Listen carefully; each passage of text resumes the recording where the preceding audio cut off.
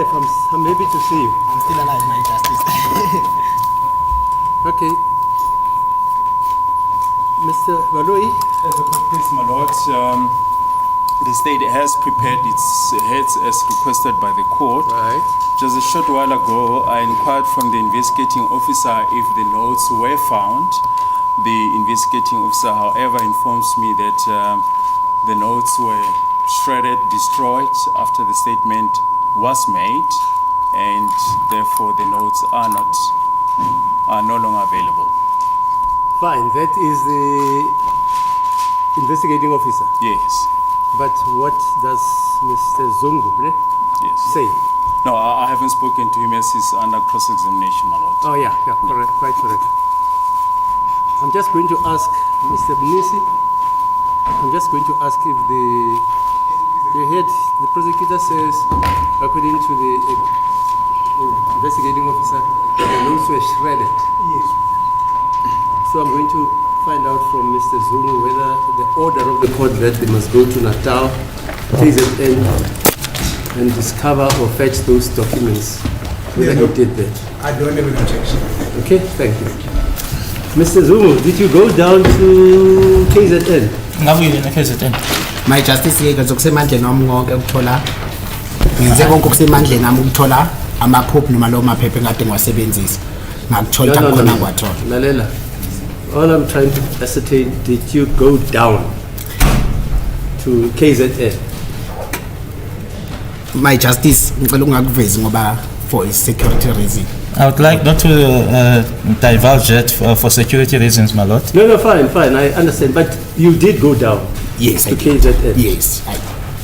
You did go to the place where you said there's a possibility that, or the probability that you'll find the notes, Yes. right? Did you find them? No, I didn't find them. The only thing I found is the statement, the one that I rectify on that day. Okay, fine. No problem. Njeke ama-notes akawatholanga ebuhambile owakuthola-ke i-statement lesi awasilungisa ngaleliya langa. Okay.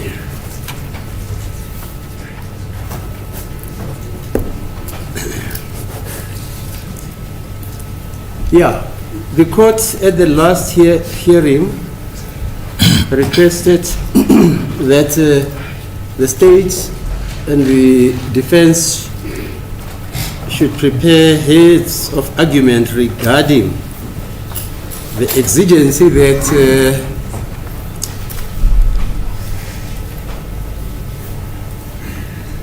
which was raised by Mr. Mnisi when he started to cross-examine, that his cross-examination is impeded by the fact that his instructions are that there was a statement, a written statement, or a written affidavit signed by this accused. Am I correct, Mr. Mnisi? Consequently, the imputation is that there are two affidavits. One is written and signed by this witness, Mr. Zungu, and the other one is a typed one. Is that how I understood you? Yes, madam. That's it. Yes. So you insisted that you want the production of that statement, the written statement or the written affidavit. Yes, madam. Okay, fine, thanks. And this court, when Mr. Mnisi came up with that contention, initially said, look, before court there is only one affidavit which appears to be typed.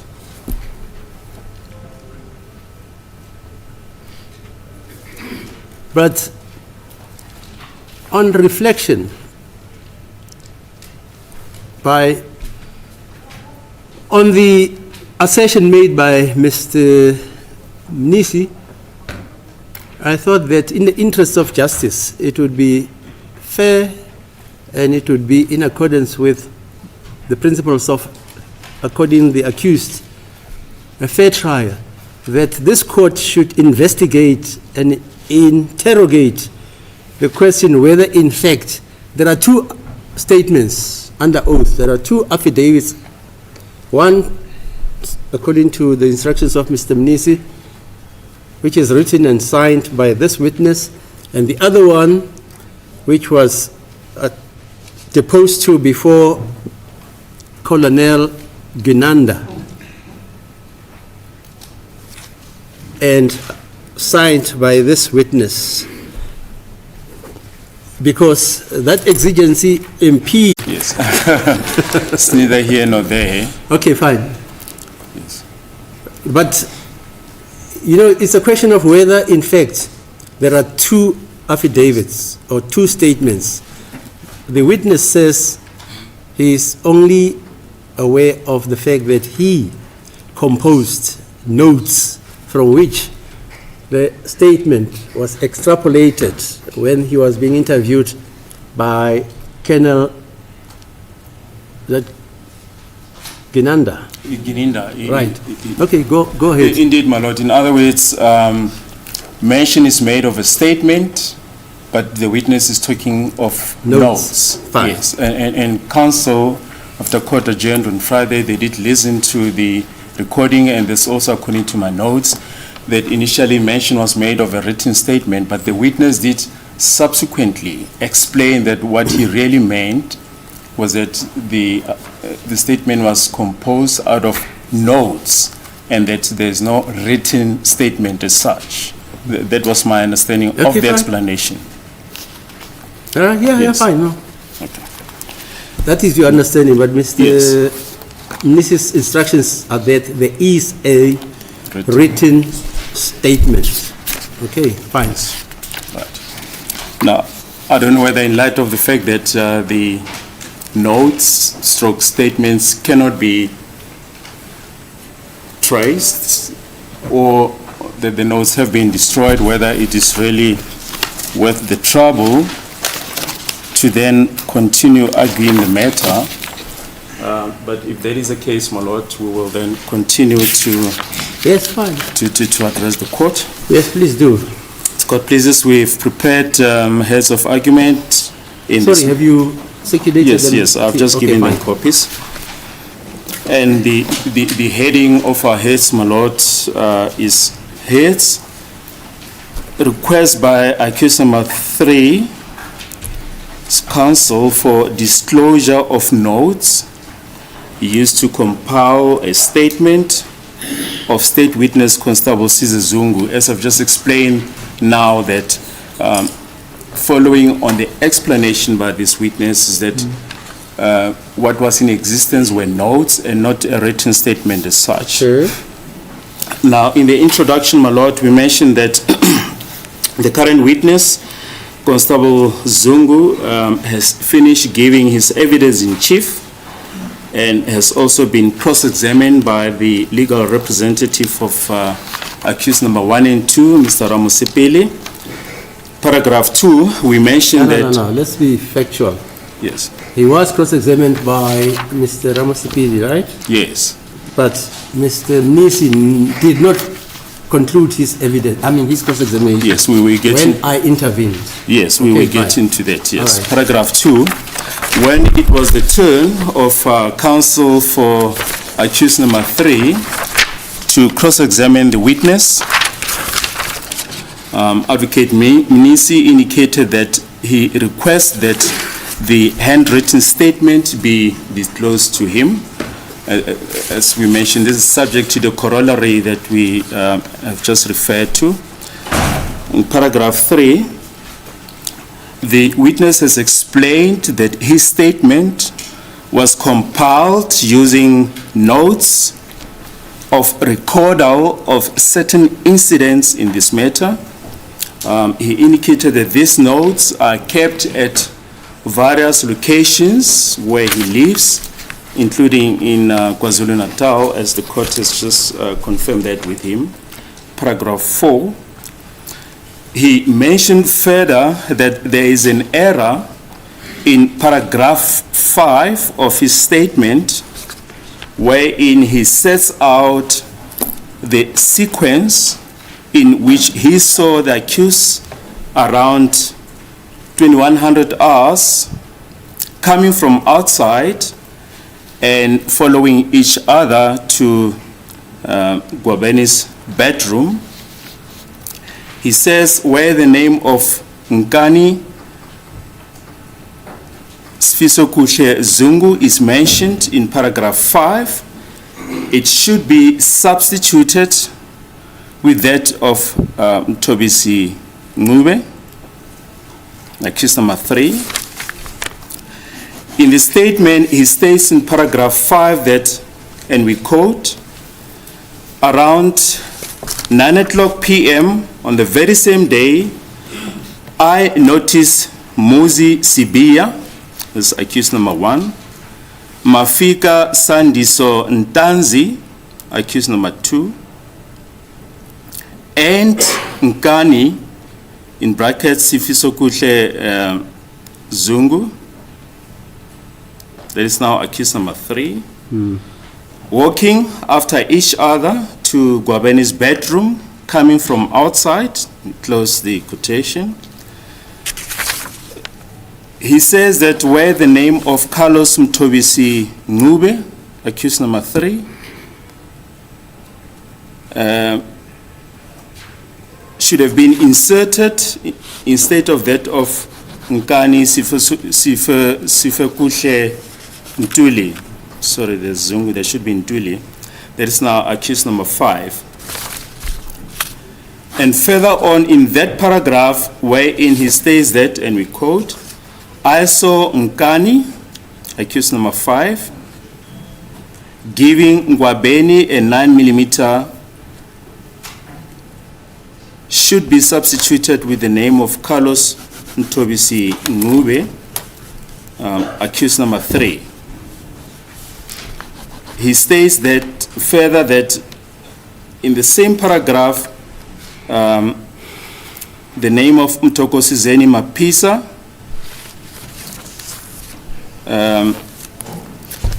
and Carlos Ncube walk into the bedroom and sat on the bed. The name of Carlos Mthobisi Ncube should be substituted with that of Bongani Ntanzi. So in other words, my lord, he's saying everywhere in that paragraph 5, where the name of accused number 5 appears, it should be substituted with that of accused number 3. In paragraph 5, we mentioned that in the matter at hand, the accused is not laying claim to any of the contents of the police dockets, but as we've just indicated, my lord, but to notes which do not form part of the police dockets, but which were used to compile the statement of the witness. Then, my lord, we deal with authorities. We refer to the case of State versus Rowand, 2009, volume 2, SACR 450, and is the decision of the then Witwatersrand local division, where the court dealt with the right of an accused to full access to the documents in the possession of the prosecutor or the state before the trial. In that case, my lord, the accused contended that it appeared from the documents to which the state had given them access that there must be further documents in the state hands which might be relevant to the case or to their intended application for stay of prosecution. The novel point of law in that case was whether the accused had the right of access to information and documents in the possession of the state and pertaining to the case, but not included in the case docket. In that case, my lord, the accused was facing charges of fraud as well as statutory counts which involve complex financial, legal, and commercial issues. And the paragraph that we want to put emphasis on is at page 451. It's paragraph D to E. where the court held that where such a document was in the possession of the state, and in here, my lord, the emphasis falls in the possession of the state, it ought to form part of the docket.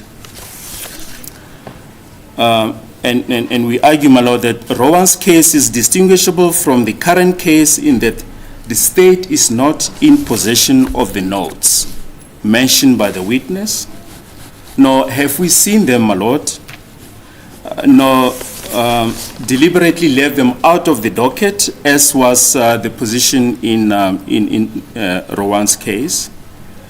And we also mentioned that Rowan's case is distinguishable from the present case in that, as we've just intimated, my lord, in Rowan's case, the cases relate to fraud and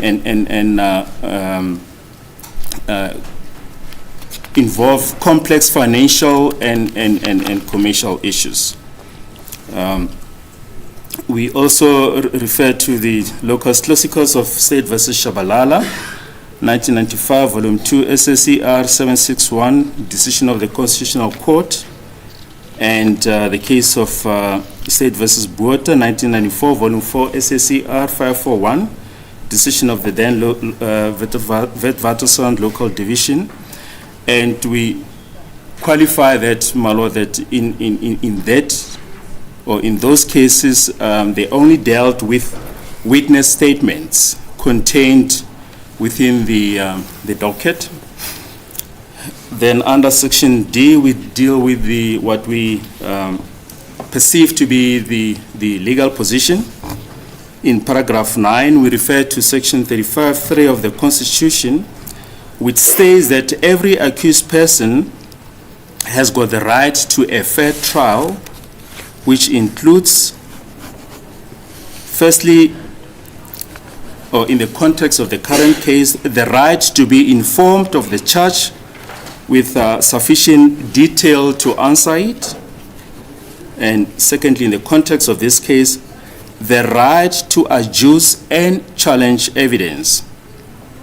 In paragraph 11, we mentioned that the Constitutional Court in the case of Shabalala and others versus Attorney General Transvaal and another, 1996, Volume 1, all South African Law Reports at page 64, the Constitutional Court held that the defense is entitled before the trial to all statements in the police docket, except where there is a reasonable risk that disclosure of a statement will lead to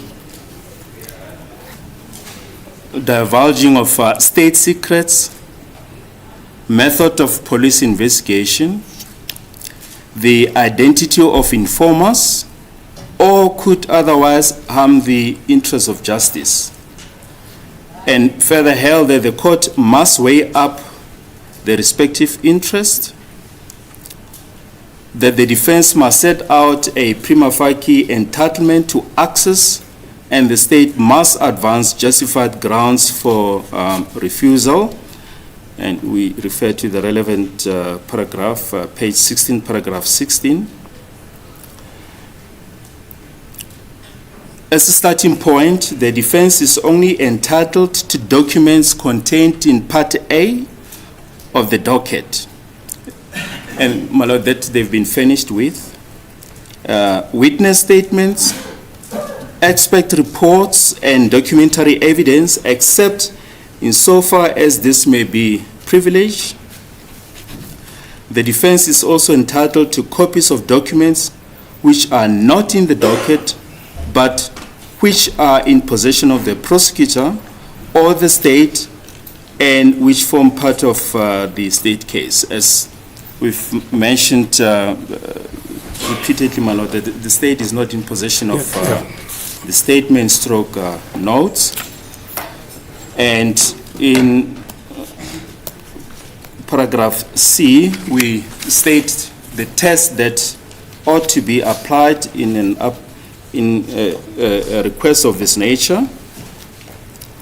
And in paragraph we state that the basic test in the present application must be whether the right to a fair trial in terms of Section 35(3) of the Constitution includes the right to have access to notes that were used in the compilation of a statement.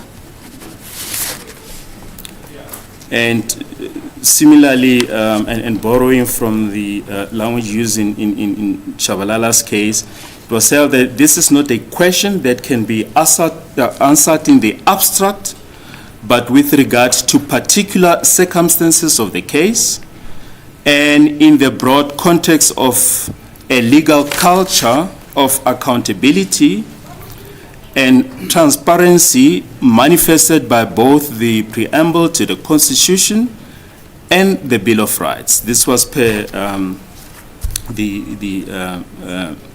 Justice Mohammed, the late Justice Mohammed, and referred to the relevant pages, page 26, paragraph 35 to 36, wherein he held as follows: ordinarily, an accused person should be entitled to have access at least to the statements of prosecution witnesses, but the prosecution may, in a particular case, be able to justify the denial of such access on the grounds that it is not justified for the purpose of a fair trial. We mentioned that what a fair trial may require in particular case depends on the circumstances of each case, as it was mentioned on page 26 of Shabalala. And in paragraph 14, the question in casu is whether the disclosure of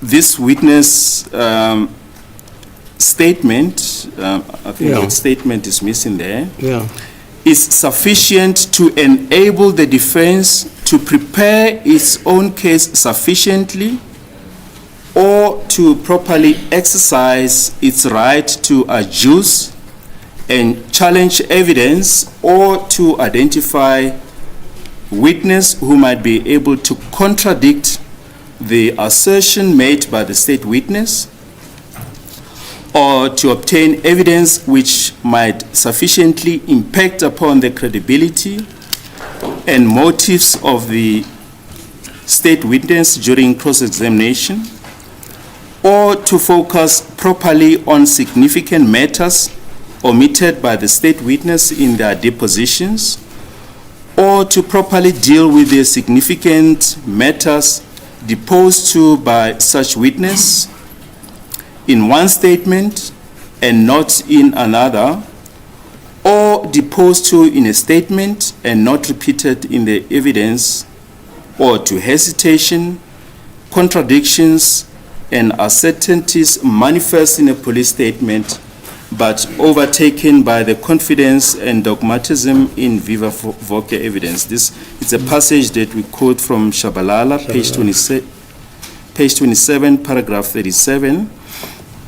We mentioned in paragraph 13, my lord, that this matter at hand is distinguishable from the Shabalala case in that we are not dealing with the request for disclosure of a statement, but disclosure of notes, recordal of events which were used to draw up a statement. And we mentioned here, my lord, that the defense will usually not be entitled to memoranda in the docket, in the B part of the docket, and here we refer to motivated index of internal reports and memoranda contained in Part B of the case docket, and the investigation diary contained in Part C of the docket. And in the Shabalala case, the court set out the following guidelines in resolving the issue. Firstly, the court held that it is difficult to conceive of any circumstance in which the prosecution can justify withholding from the accused access to any statement or document in the police docket. And here, my lord, the emphasis falls in the police docket, which favors the accused, or is exculpatory. And secondly, inherently there might be some element of uncertainty as to whether the disclosure of the relevant documents might or might not lead to the identification of informers or to the intimidation of witnesses or impediment of the proper administration of justice. And in light of the fact that the state hasn't seen the notes or statements, we are not in a position to advise the court as to whether there's any prospect of intimidation of witnesses or impediment of the proper administration of justice. And the court then went on to hold that if in the special circumstances of a particular case, the court needs to exercise disputed documents in order to make a proper assessment of the legitimacy of the prosecution's claim, and any insight that document might reasonably defeat the protection which the prosecution is anxious to assert, then the court will be entitled to examine such documents for this purpose without affording the accused an opportunity of any knowledge of its contents, but making proper allowance for that factor in the ultimate decision. This, my lord, was the proposal that if the notes were found, that was a proposal that the state was going to make, that that the court should first have sight of the notes and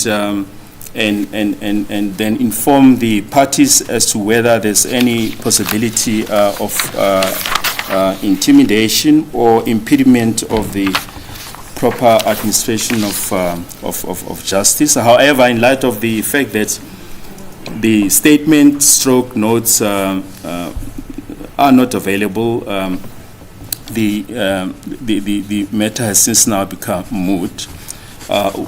What is important, my lord, in this regard is that the court is vested with a wide discretion as to what should be done in the circumstances.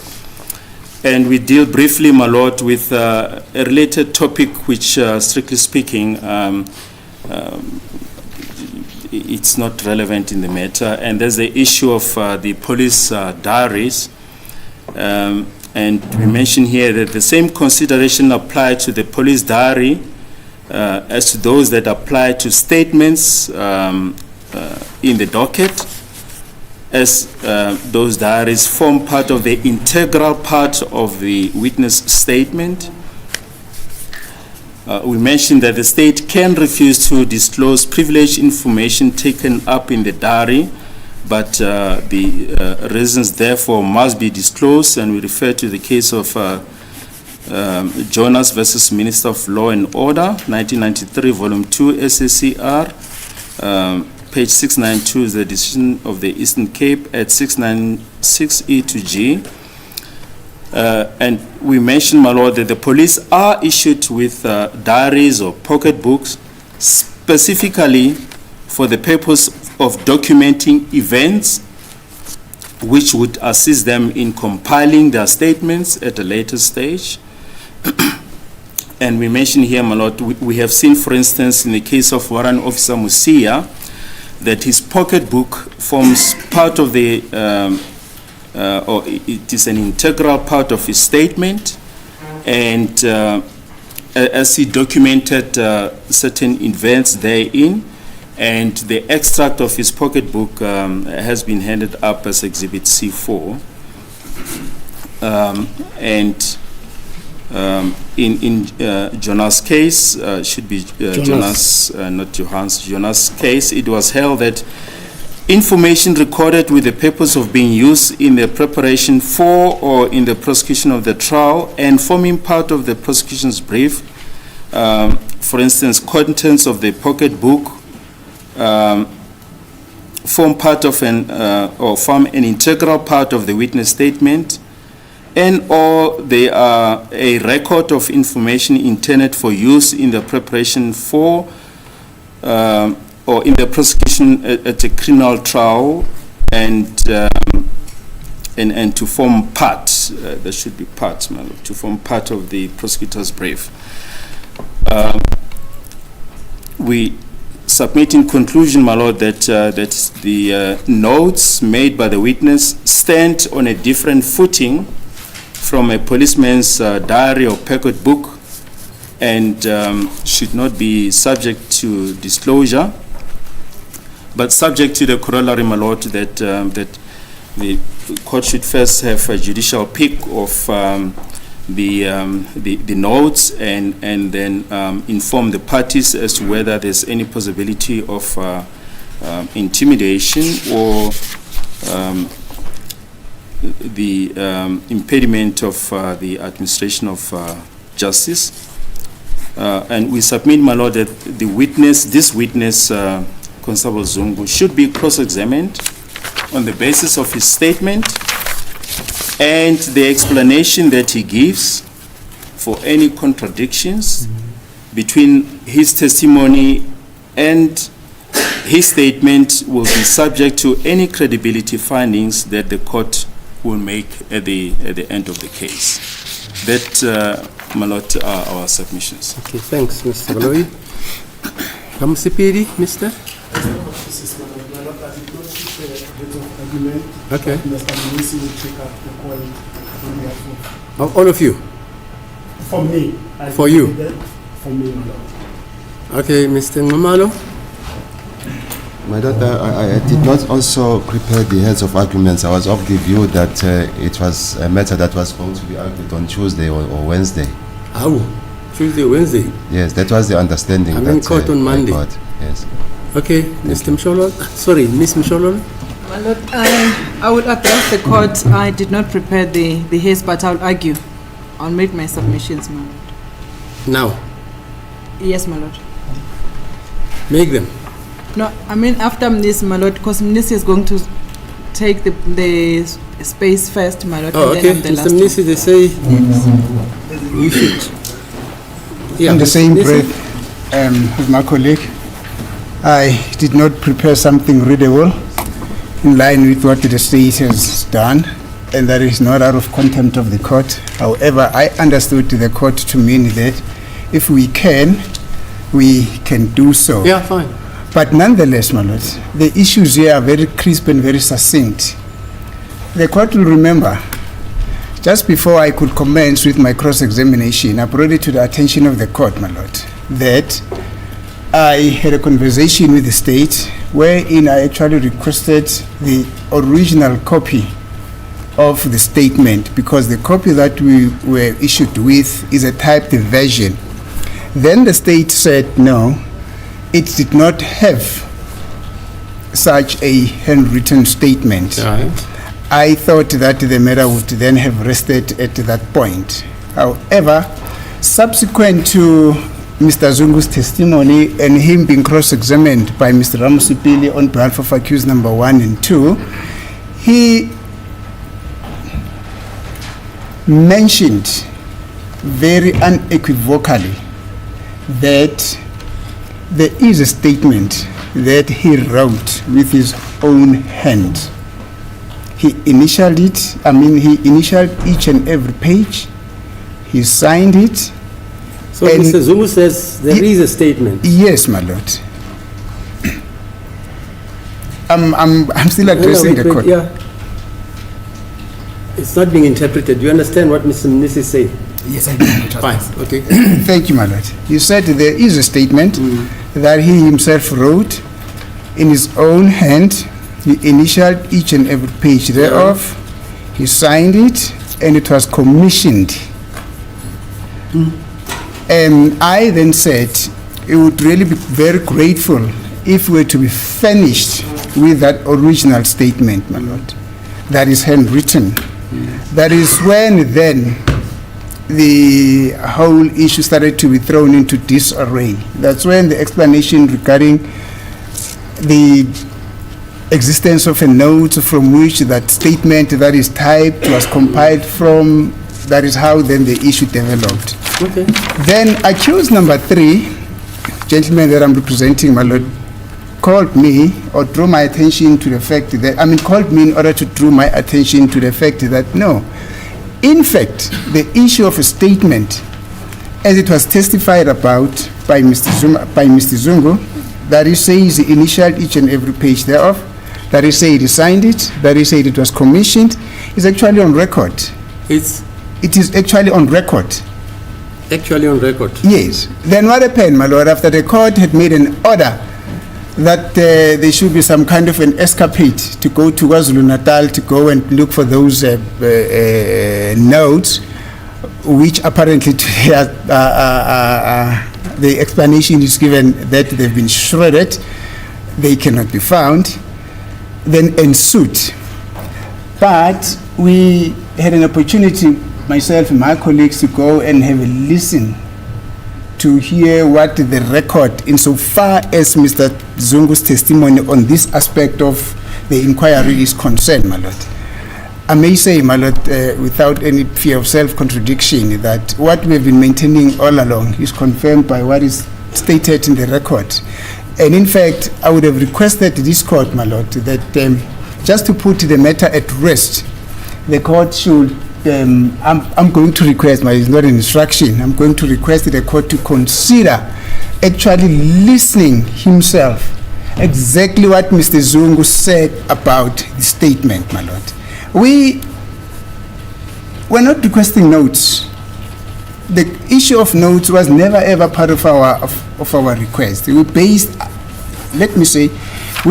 our request on the basis of Mr. Zungu's very own testimony about the existence of the statement, my lord. Okay. And that is the position that we're still maintaining, my lord. Okay, fine. I say fine. I hear you. Thank you, my lord. So the submission that has been made by my colleague here with regard to the Jonas case, the Shabalala's case, and all those cases which were stated there, my lord, are distinguishable from what is happening in this particular inquiry, because Okay. it is not like we're requesting something that the state does not have. The state does have this information, however, No. for the sake of... Put it clearly. Yes, my lord. The state does have Mr. Zungu's signed statement. Is that what you're saying? That is what I'm saying, So my that there lord. must not be any misunderstanding. Yes, and I'm basing this The on what state- he himself said under oath. No, I hear what he says. Yes. But your submission is the state does have a written statement which is commissioned and signed by Mr. Zungu. That's your submission. That is my submission, my Mr. lord. Baloyi, But let me qualify my submission. Wait, you hear that? Yes. No, fine. Then you can Let me qualify. qualify my submission, my lord. I am not thumbsucking this information. Ah. I am not speculating. I am not making assumption. I am basing this statement based on what this witness has told to this court, my lord. It is on record. No. Mr. Mnisi, you are an officer of this court. Yes, my lord.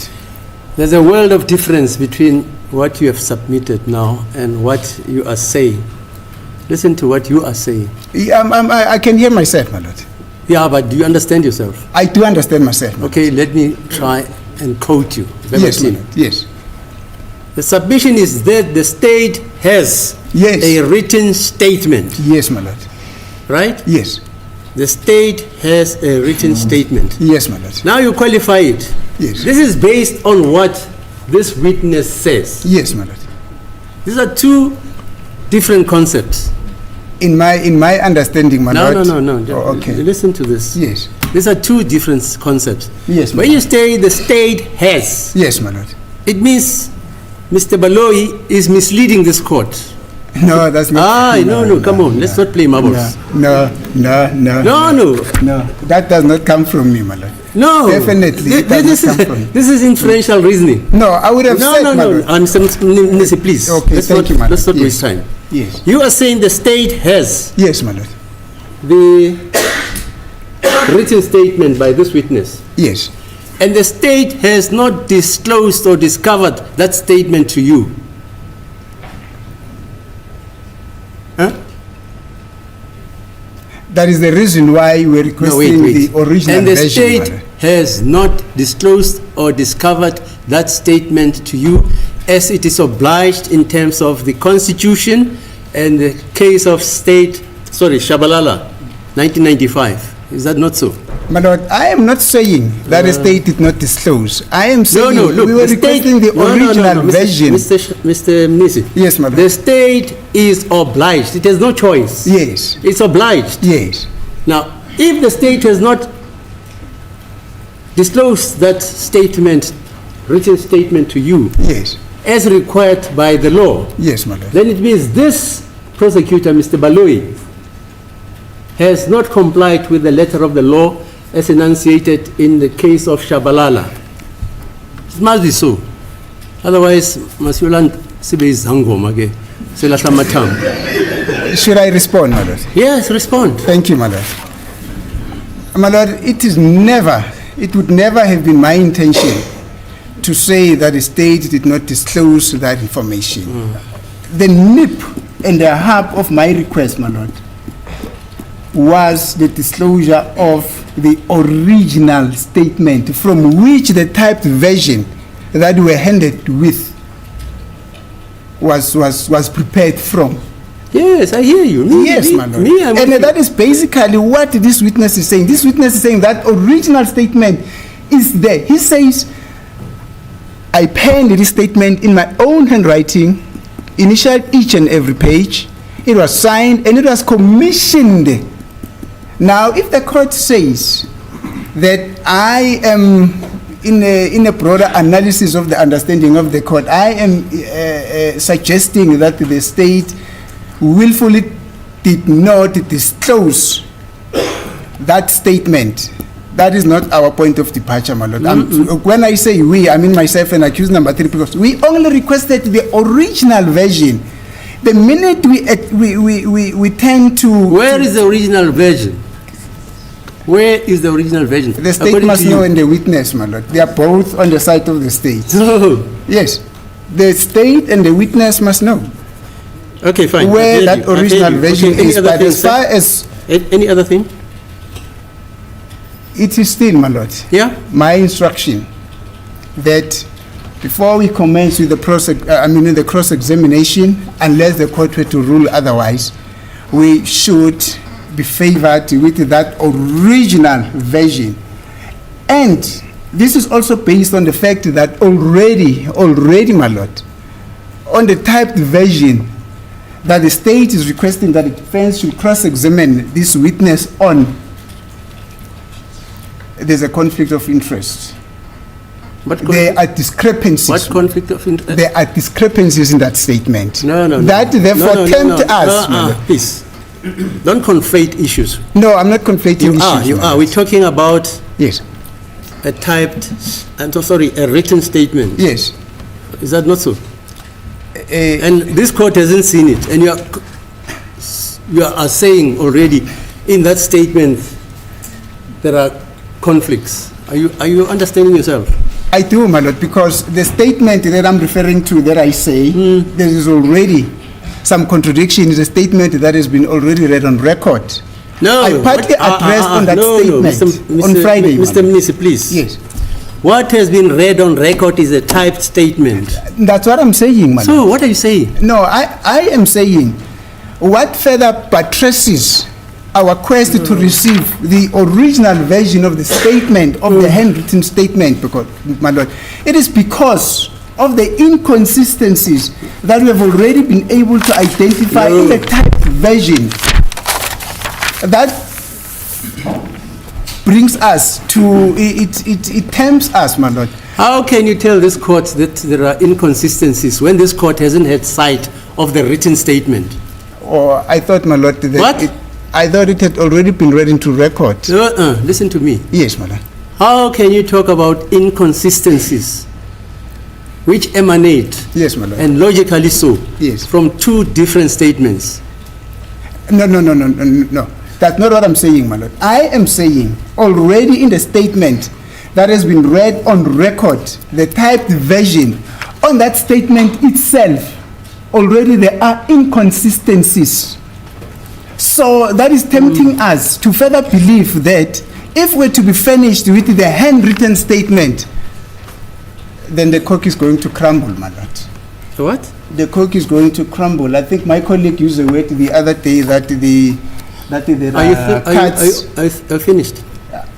I would therefore request, my lord, that the court grants us the indulgence and instruct the state to give us, as per this witness's testimony, the original, handwritten version of the statement. This court. That will be my submission, No. my lord. Listen. Yes. This court is not going to interrogate this witness about that this witness should give this court a typed statement, a written statement. Yes, my lord. Because your submission is that the state is in possession of this witness's written statement. That's your submission. Mr. Msholo? Finally, my lord, and with due respect, I would humbly request, as per my instructions, that to lay this matter at rest, that the court should also consider, I'm requesting the court to also consider listening at what this witness said about that statement. No. Fine. Thank you, my lord. I hear you. Thank you. Ms. Msholo? As the court pleases, my lord. My lord, to begin with my address regarding the issue at hand, my lord, I will ask that we play the record. We have asked the registrar to zoom in where exactly. Listen to me. I believe what you heard, and I accept it, that this witness said he made a a written statement. Fine. Yes, my lord. I accept that. Yes, my lord. Then the next question, we have not been given an explanation by the state, my lord, regarding the whereabouts of the statement that the witness has referred to. Has written. A written statement. Written yes. statement. Fine. Yes, Thank because you. the witness, my lord, has referred to a written statement, Right. which has not been submitted, my lord, to the defense. Okay, fine. I hear you. And my lord, my submission is that it is crucial that that statement, because the witness has confirmed under oath that he did make it, that statement should be produced in order to verify, my lord, the truthfulness. Statement should be produced by whom? By the state, because the witness belongs to the state, my lord. This is on the assumption that this witness has given the state the written statement. My lord, I don't think he would have made, I agree, my lord, I don't think he would have made the statement for someone else or for any other intended purposes. Okay, fine. Yes, my lord, whether Okay. it was made with the investigating officer or by himself, but it should have landed to the state, my Okay, lord. fine. And now, my lord, we are faced with a typed version on which the witness has testified with. Therefore, the defense is asking for the original statement which the witness has referred to Okay, fine. and has not been submitted to the defense in order to verify truthfulness, the discrepancies, omissions, and everything, my lord. Okay, fine. Even the type statement, my lord, will recall that it was also produced during the trial. It was not produced. That's not true, man.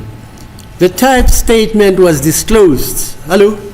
Mr. Baloi, wasn't it disclosed with the docket? No. Well, the statement was only taken down, I think on On the 31st of May. Yes. Of July, you said. Yeah, I think it's Because May. this witness was, for some reason, 31st of May, yes. 31st Hello? It was taken down on the 31st of May. That's it. 2023, yes. unless you say Mr. Baloi is not telling this court the truth. This statement, according to Mr. Baloi, was taken on the 31st of May, the typed one. Is that not so? I think, my lord, Mr. Baloi has answered to say this statement was not disclosed to the defense before the trial started. Fine. It was disclosed last week. Fine. Yes, my lord. Which is causing prejudice on the side of the state, because what we are asking now, my lord, we're supposed to have requested it, or we're supposed to have discussed it with the state before the trial started. the original statement of the typed version, my lord. Yeah, but Mr. Baloyi says there are special circumstances here. This witness was threatened with death, and he was supposed to have made the statement then, and because he was threatened with death, and I emphasize it, he was taken under the witness protection program. And Mr. Baloyi says the reason why, for instance, his name does not appear in the list of witnesses on the charge sheet, it was because they did not want to disclose that he was going to give evidence because he's threatened with death. And Mr. Baloyi says, as a result of security reasons, this statement was only taken on the 31st of May, is it? Mr. Baloyi? Yes, it was taken down on 31st of May. That's the background, please. My lord, my issue is not there What is regarding the fears and the protection and the safety of the witness, my lord. We understand everything. But my point is, my lord, at the time when this statement was disclosed to the defense, it ought to have been accompanied by the original statement, which the witness has referred to. But that was not done.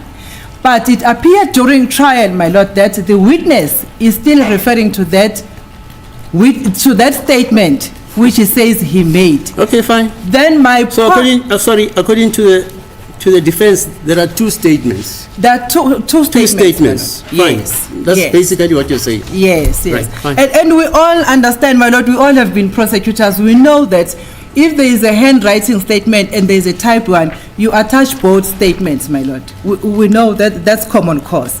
And in this case, it did not happen, my lord. And all we are asking right now, if the state is not in possession of that statement, they ought just have to tell us that, no, we don't have that statement, which the witness referred to. And But then Mr. we can sorry, be able to... But Mr. Baloyi has said that. Mr. Baloyi, haven't you said that the state is not in possession of a written statement by this witness? Indeed, my lord, that's Yeah, what we but- said, and That's what he says. He said it on Friday.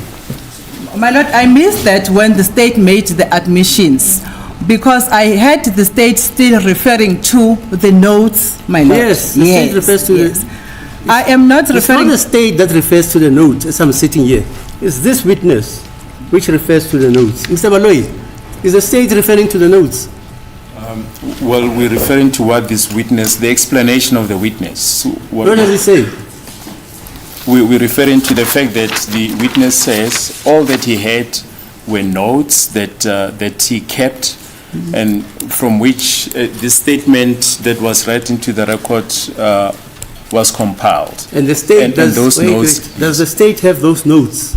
Now, as I mentioned this morning, that the information that we received this morning is that those notes. No, but that's why this court ordered that those notes or Yes. statements, Yes, this witness must go to KZN yes. to fetch them, because I understood to say the state doesn't have the statement, written statement, Yes, and the state doesn't have the notes. indeed. That's why this court, in interrogating whether in fact there are two statements, requested this witness to travel to Natal despite the fact that he's under threat of being murdered Yes, and bring the notes to this court.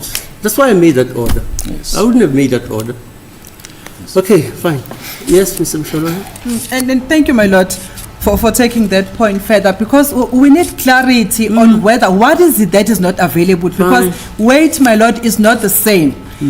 The witness has referred to the statement under oath. And if the statement is not available, it must be stated clearly on the record Fine. that the statement was made, it is not available Okay, to fine. be produced to the defense. Right. And then if, my lord, the state case is that notes were made, but then they are not available to be produced to the defense, then it's something else, my lord, because the weight that these two statements or these two documents do not have the same weight, Evidential my lord. value. Yes, Yes. evidential value, my lord. Right, okay, thank you. Any other thing? Yes, my lord. And therefore, my lord, if the statement is not available, And the submissions made by the state, my lord, especially, can I proceed to? Aye, the whole day. I've got 2 years to hear you. Okay, thank you. Thank you, my lord. Especially the submissions made by the state, my lord, which refers to paragraph 3, 4, and 5. I'll summarize them, my lord. I won't refer to them as they are. Referring to the contradictions or changes that are now being made in respect of accused number 5. Had accused number 5 been privy with the original statement that was made by the witness, would have been able to look at these discrepancies on his side, my lord, referring to the statements and the type statement, my lord, and also together with the viva voce evidence of the witness. Okay, fine, I agree. That logically, that should be so. Yes. Okay. As a result, my lord, the defense for the accused number 5 is prejudiced by the non-disclosure of the original statement, which the witness is making correction of as being referred to in paragraph 4, 5, and 6. And this non-disclosure is by the state. It's by the state. Right. Yes. Okay. Yes. Not the witness. Yes, it knows by the state. That's it. Fine. Yes, Fine. yes. Okay. Any other thing? It's by the state, my lord. And also the further submissions made by the state, my lord, in their heads of arguments referring to part B, privilege to part B, and the test to be applied. It's totally different to the case that we are dealing with right now, my lord, because here we are dealing with the interest of justice, that if it is true what the witness is referring to, then the original statement ought to have been produced to the defense. It is in the interest of justice that we know as to when the statement referred to was taken and what was contained, what was the content of that original statement, which has not been disclosed. Okay. And exactly on top of that, my lord, part B refers to the memorandums and other conversations between the police and investigating. We're not asking that. We're not demanding that. We're demanding the statement which forms part of a clip, which the defense is entitled to it. No reference to part B and C. That is not our submissions, my lord. And also, my lord, regarding the prejudice that the defense is suffering right now, is that of having to conduct your trial or having to conduct your defense when the matter is being tried. This statement, my lord, contains... How do you know? Sorry, my lord? How do you know? No, my lord, I'm still addressing... Yes, how do you know? This statement. Why I'm saying that. This statement, I'm referring to the type 1. Oh, the type statement, not the written statement. Okay. Yes, my lord. I'm referring to the type 1. I want to address his lordship regarding the prejudice. Because... No, you know what? You're putting the cart before the wagon, or the horses before the cart and the wagon. We are here conducting an inquiry whether there is a written statement. That's what this case is, this inquiry is about. I've given you the leeway to compare what is in this written statement and what is supposed to be in the, what is in the type statement as opposed to what should be in the written statement. You can't do that. Logically you can't do that because we only have one statement in court at the moment. Is that not so? One submission, my yes, lord. Just one. My lord, my submission is that accused number 5 will suffer prejudice if he continues cross-examination without having the original statement of this statement. Yes, you are correct. That's why this court went out of his way to make an order that this witness should go and fetch all those statements or communications or notes, because Mr. Baloyi says he does not have a written statement made by this witness. And I'm aware of the prejudice. That's why this court in evening the playing fields, made that order. Any other judge maybe wouldn't have done that. Thank you, my lord, and we really appreciate that. Yes, of course. Yes. Those are my submissions. Right. Now, I don't want to have a look. Did you bring any other thing from Natal, KZN, which is handwritten? Khona senakho KZN okubhaliwe ngesandla. Akukho, my justice. No, nothing, my lord. You didn't get anything? Akukho okutholile nje. Akukho, Nkosi. Nothing, my lord. Nothing. Okay, fine. Now, there is evidence, and I'm quoting my learned colleagues here, that you say you have made a written statement. Inkantolo ithi ke kunofakazi noma kukhona ufakazi okushiwo ke abameli lapha ukuthi kubufakazi bakho kuvike endlulile. Aren't you going to sit down? Yes. Uthe uma ukhuluma la inkantolo wathi kune statement owasibhala wena ngesandla sakho. Bathi abameli yiloko okushilo wena ngevike endlule. My justice, into bengikhuluma ngayo mangithi kunezinto ngiyibhale ngesandla. Kufana nakho ngalo statement esithayiphiwe. Ngiyabhala la njengoba bengilungisa kulo ma mistake. Into engangikhuluma ngazo mhlawumbe ngangibhala i-date, mhlawumbe ngangibhale ku-newspaper or kwi-slip sasethilini or low notice engiyithole ukuthi kune-information Asibambe kancane nje. What I was referring to, my lord, the witness is referring to this typed version where there are some corrections made on it. That I was referring where I would pick up that there is something, I would then correct that. Whether I was writing on a newspaper, I was writing on a receipt or a slip, but that is what I was referring to, my lord, when I said that I had wrote down. There are certain things that I wrote down. Yebo? And my justice, angaze ngenze i-statement koyi-1 until the 31st. And that's why ukuthi mayithune statement angisazo start up. Akekho noyi-1 ngamenza statement. there's not a single person that I made a statement to except the statement that I made on the 31st. Hence then I'm surprised when he says that he's got a statement which I don't know where he or she took it from. But I've never made a statement except for the one of the 31st. Right? Continuing this inquiry, do you know what is a statement? I-statement uyazi ukuthi yini? Yebo ngiyazi. Yes, I do, my lord. Do you know what is an affidavit? I-statement esifungelwe, i-affidavit, uyazi ukuthi yini? Yebo ngiyazi. Yes, I do, my lord. Now, before the 31st of May this year, were you ever called by the investigating officer or any other police official or officer to make a statement regarding this issue?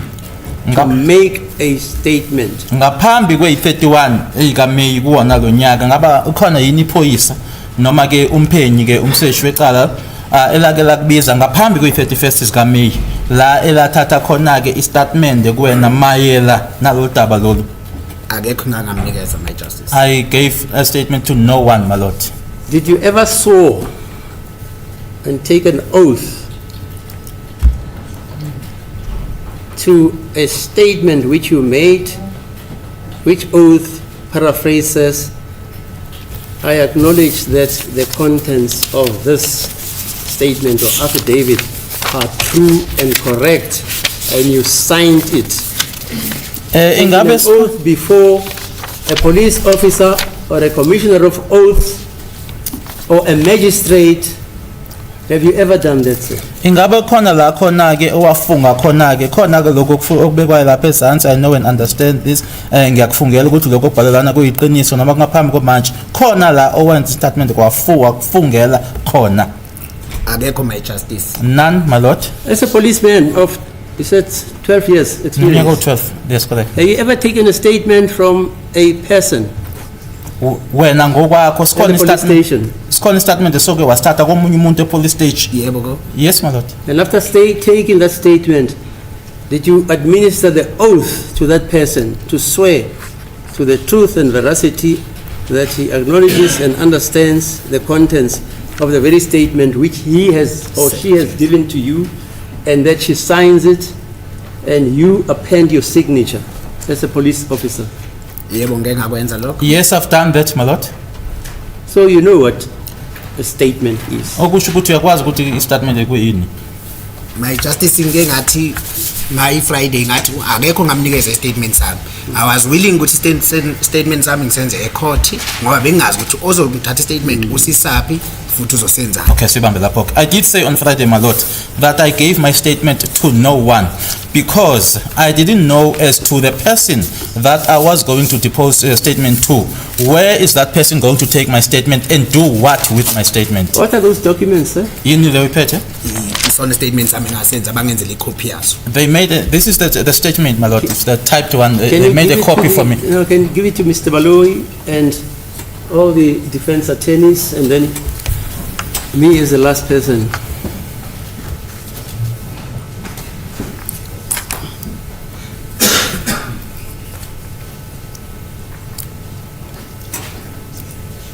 You've made notes on that statement. Unama notes owenzile lapha ne? Ngenzile ya la bengangicorrecta. Yeah, fine. Where I was but I'm correcting, saying- my lord.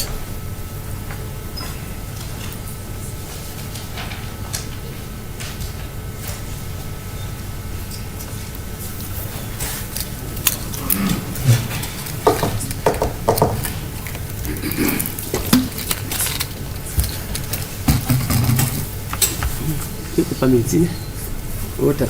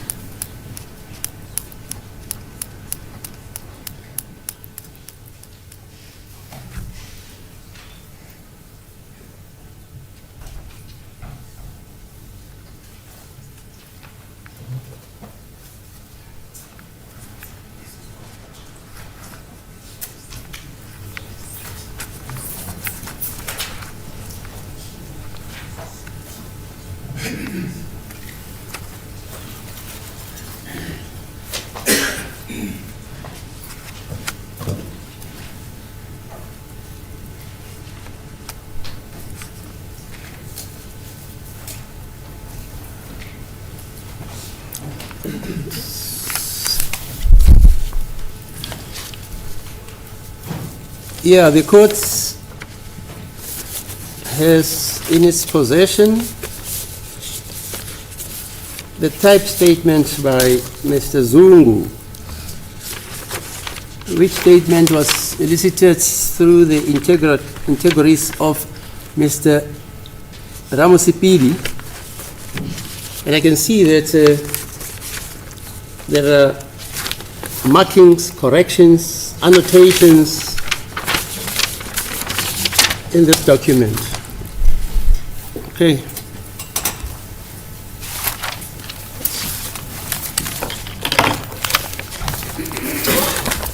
Okay, this is the judgment regarding the inquiry into whether there is a second statement which is written as alleged by Mr. Mnisi through his client, accused number 3. It gives Mr. Mnisi instructions that there is a written statement signed by this accused. Is that accused number 3 or 2 or what? 3 or 4? Yes, fine. It is not him who says that. Hello? It is the record, my lord. It No, is not him, please. it's the record. Mr. Mnisi, just sit down. Thank you, ma'am. You told me you had instructions from your client that he knows that this witness made and signed a written statement. That's the judgment I'm busy with now. Mr. Mnisi, please. Yes, it is the court. Yes. He said you got instructions. This court doesn't know where the third accused had sight of the statement, because this is not disclosed by Mr. Mnisi because that's privileged information, and this court doesn't have to know that. But I take the word of an officer of this court, Mr. Mnisi, that he has instructions that his client is aware that there exists a written statement signed by this Mr. Zungu. Okay. The assessment of the evidential value of the notes, for instance, which Mr. Zungu says he made regarding the alleged notes which he says he wrote, and from which he says the statement which was typed was extrapolated therefrom. It is the function of this court to ascertain the veracity of that assertion. This court is obliged if the defense raises the possibility of the existence of an affidavit, meaning the statement which is signed by this accused and which is allegedly handwritten and which is supposedly, as argued by the defense, exists simultaneously and contemporaneously with the typed statement of this very accused. This statement was deposed to before Colonel Ginanda and typed by a certain Miss Mokhatle. Sorry, is it, who was typing it, Miss? Miss Mokhatle, Sergeant Mokhatle. Yes, fine. Which was allegedly typed by Miss Mokhatle. And this statement has been disclosed by the prosecution, represented by Mr. Baloyi.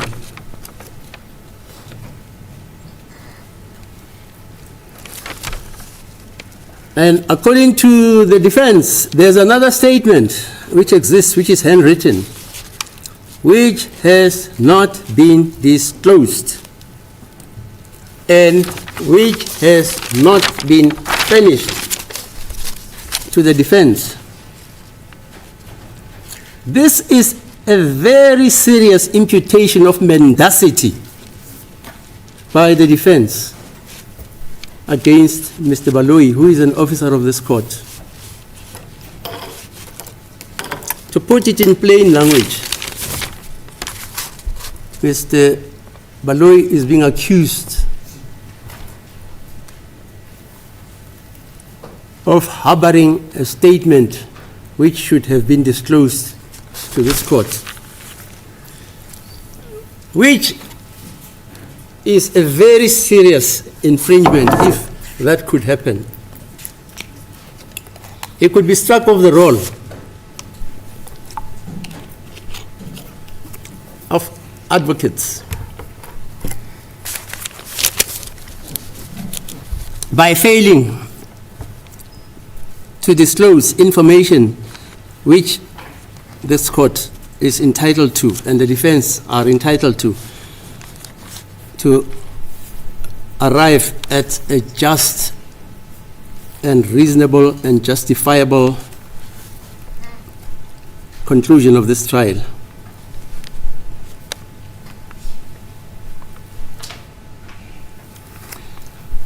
And this imputation of mendacity to Mr. Baloyi by the defense is contrary to the prescripts of the Criminal Procedure Act and also contrary to the prescripts and demands of the oath Mr. Baloyi took to advance the interests of justice by obeying the prescripts of the Constitution and the law, namely the criminal law and criminal procedure of this country. Since the judgment of State of Shabalala and others versus Attorney General of the Transvaal and another 1995-12, 1593 Constitutional Court regarding the defense's qualified right to copies of the statement in the police docket, the defense is entitled to be furnished with same. The court does not have, this court does not have the legal right to peruse the docket,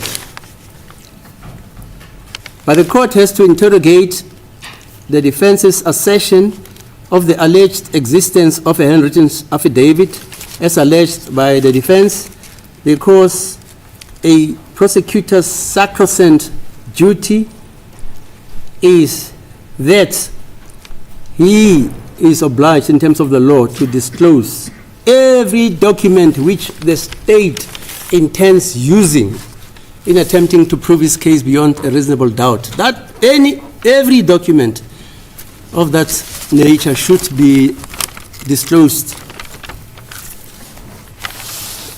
to the defense.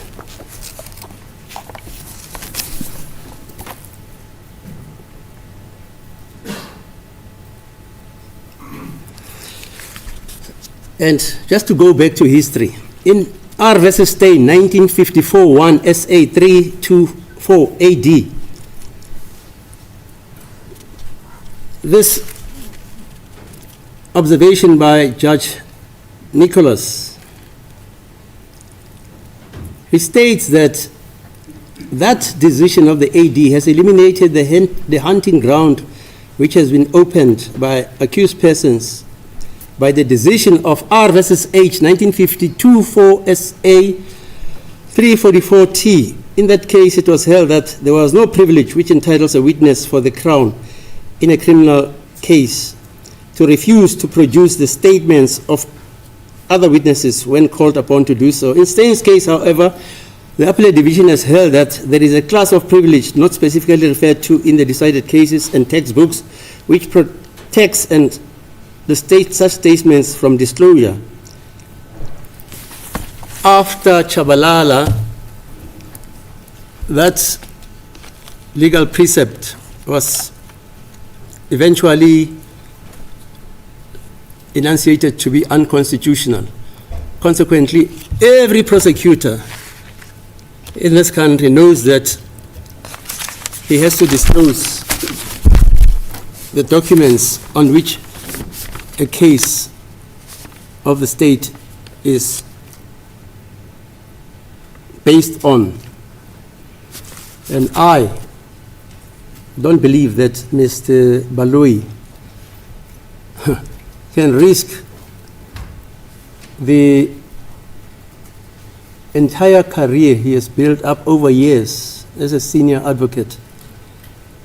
I don't know what he would gain, because it is not the duty of a prosecutor, he is not an instructed counsel, to defend or act as an attorney or advocate of a witness in a case.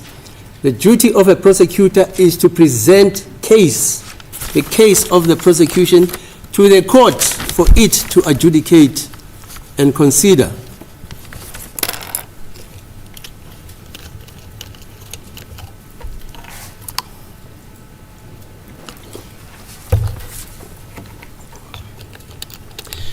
It is a truism which is trite in our law that a prosecutor does not have the sacrosanct duty of pursuing a conviction at all costs. No, that's not his duty. The prosecutor's duty is to present evidence to court. It is not his duty to seek a conviction. If any prosecutor in South Africa seeks a conviction, then he doesn't know his duties as a prosecutor. The prosecutor presents evidence before this court. And even if there is evidence which contradicts the veracity and authenticity of the state case, the prosecutor is obliged to bring that evidence to the court. Consequently, for instance, a witness makes a statement and deviates from the statement, it is the duty of the prosecutor to bring it to the attention of the court that this witness has deviated from the statement which he has made. And I don't mention the deviation which is induced by intimidation, as we know happened in this court.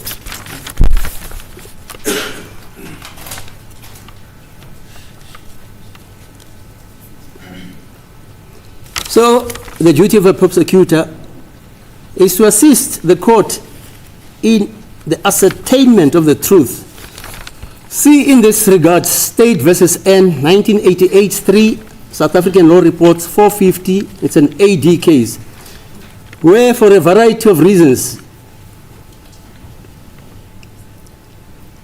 it is stated that the prosecutor may have written notes of a witness but did not disclose them in this particular case, which is at all faults with this one.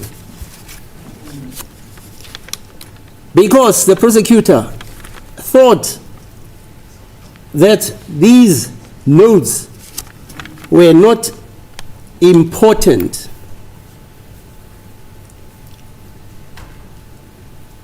and because of this error of judgment,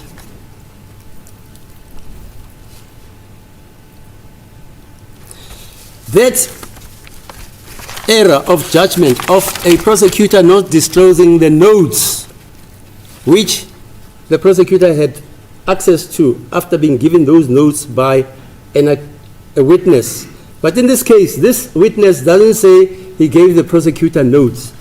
But in this case, in 1988, 3 S versus N, the prosecutor was pertinently given notes, handed notes by a witness. But the prosecutor did not disclose or discover those notes to the defense because he thought they were not important for the case. The appellate division, SCA, held that amounted to the breach of the prosecutorial general duty because he had to disclose those notes. See also in this regard S versus Charlie. It's a 1991 2 SA, particularly at page 52. It's an EC, Eastern Cape decision, regarding the important prosecutorial role prosecutors play in the criminal procedure.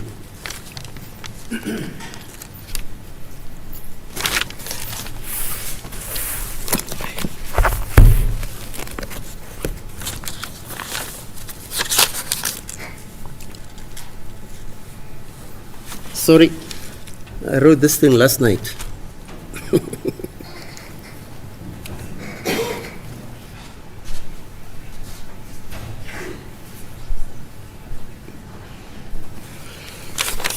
Yeah.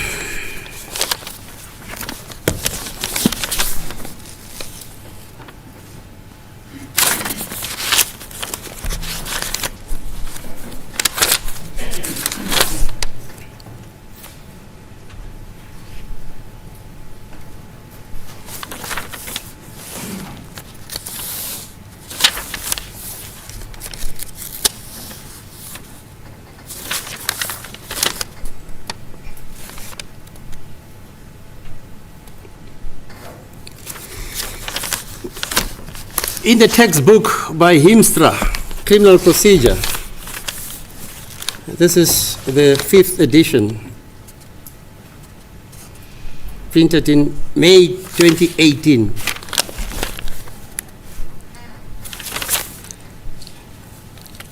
He states that making the police docket available to the defense after the initial uncertainty regarding the status of the police docket, the Constitutional Court in Shabalala and others versus the Attorney General of the Transvaal and another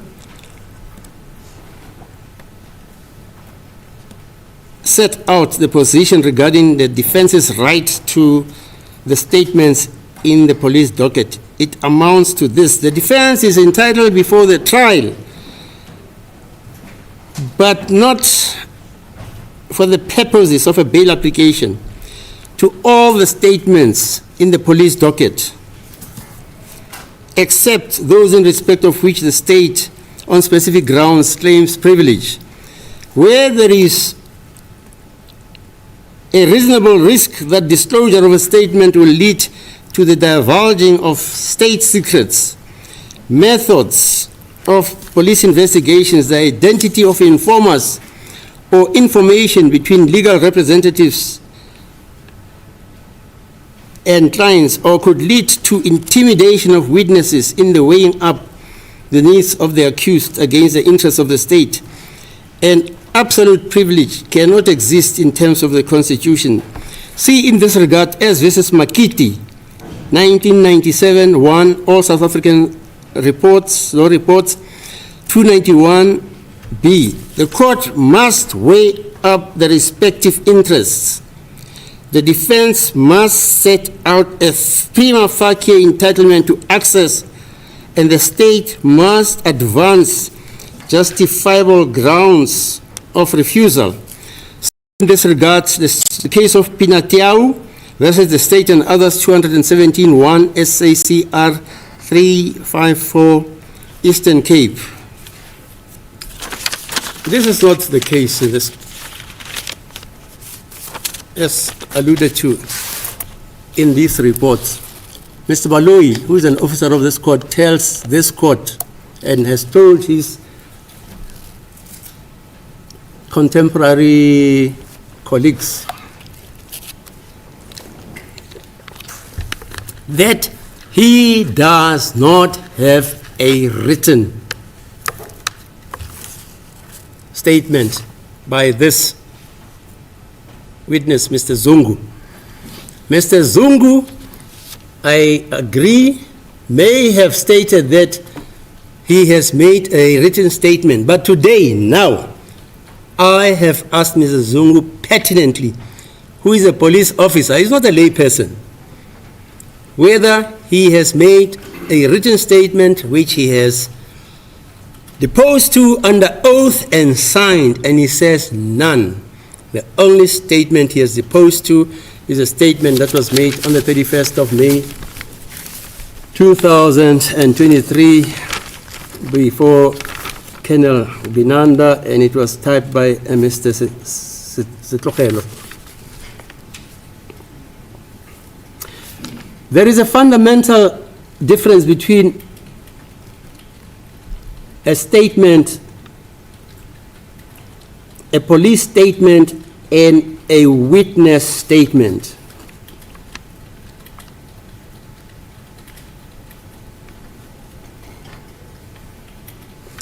The imputation by the defense is that the state, as the Dominus Litus, has refused to hand in and disclose the written statement. Mr. Baloyi, on behalf of the state, says that is not so. See in this regard the case of State versus Fisokuhle, 2015-2 SACR 196. It's an SCA case.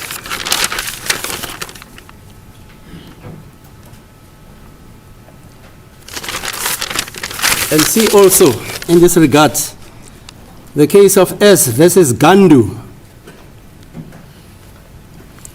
1981, 1 SA 997 TK at 998, paragraph E to G.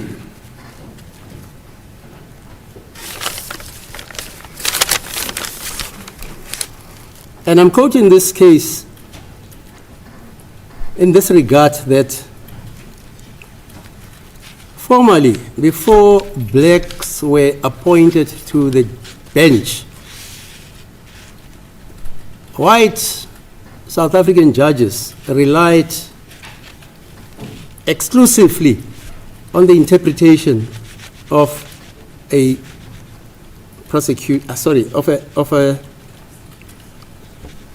an interpreter, and I'm not attacking you in any manner.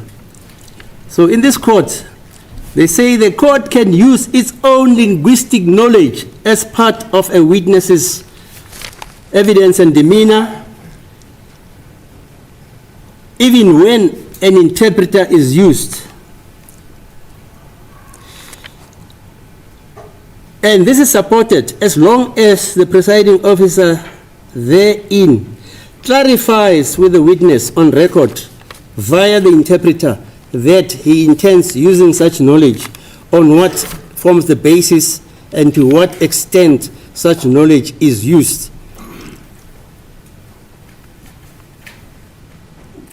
And the court has the duty, for instance, to form the view if the interpretation does not accord to the court's understanding, because the court understands that language, like this judge, who is a black man, not an Englishman. I listen And when the interpretation is not apt, I intervene.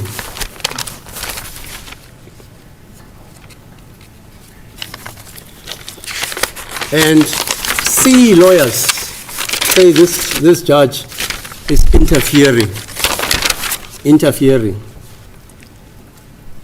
But there's legal precedence in our courts that a judge who understands the language of the witness, if there's an interpretation lacuna, he can fill it up. Because the court understands the words recorded in the original language. But the accused must be informed that the court understands the words and confirms through the interpreter, and must also be recorded in the English of recordal, because we don't write judgments in Tsonga or Sotho or Zulu. We write them in English. See in this regard as versus Ndala, 1996-3, all South African reports, 65, Cape.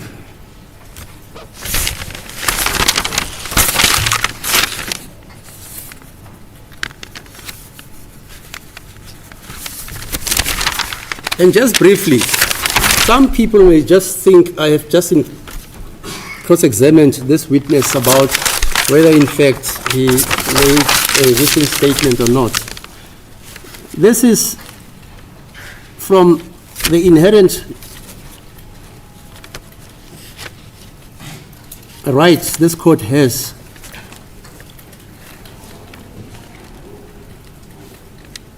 to attach value, evidential value to the proceedings or statements made by the accused in this court.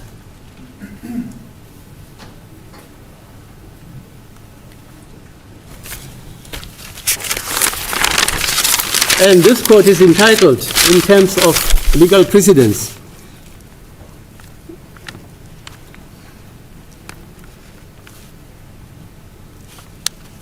to direct the proceedings of this court so that justice is done and it is seen to be done. That is why this court, for instance, made the remarks that some of the accused here intimidated a witness. See in this regard as versus Ngabinde, 1989-2, SA 421, Natal.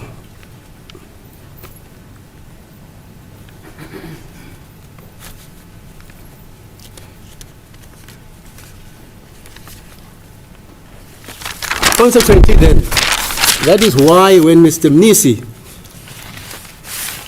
was beginning with his cross-examination, I had to intervene, because Mr. Mnisi was insistent that there is a document, a statement, a handwritten statement which has not been disclosed to him,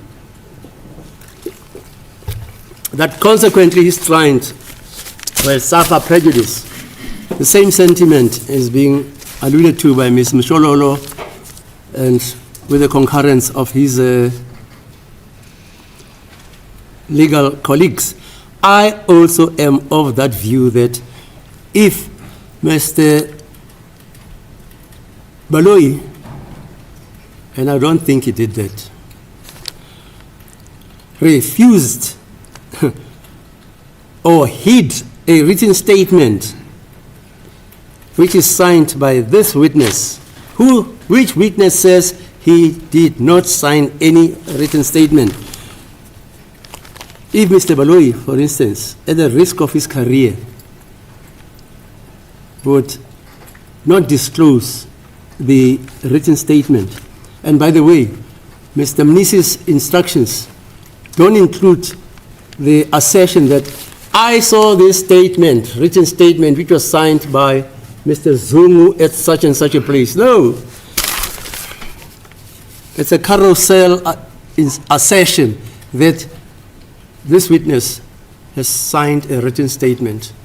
There's no further particularity to say, I saw it, I was in so-and-so's office, I was being interrogated, and I was shown this written statement by the arresting officer or the investigating officer, and I saw this written statement signed by Mr. Zungu, and I was referred to its contents in the interview by Colonel so-and-so or Police Sergeant so-and-so. No, it's a blank statement. There is a written statement signed by the accused.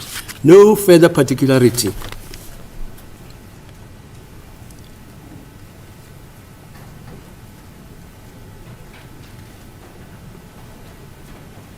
So, the defense's cross-examination, which was supposed to be predicated on the alleged written affidavit or statement,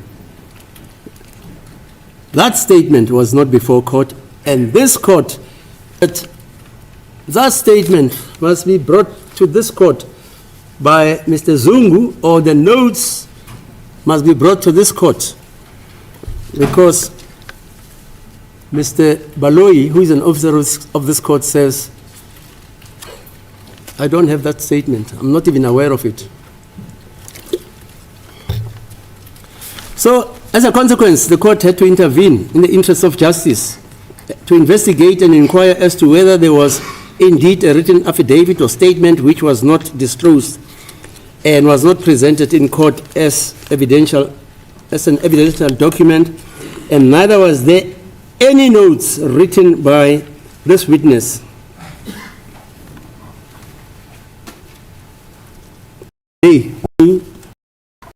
Notes don't exist. Mr. Baloyi tells me that the investigation, meaning the investigating officer and his colleagues, say those notes were shredded. See in this regard S versus Piri, 1973, 3, 538,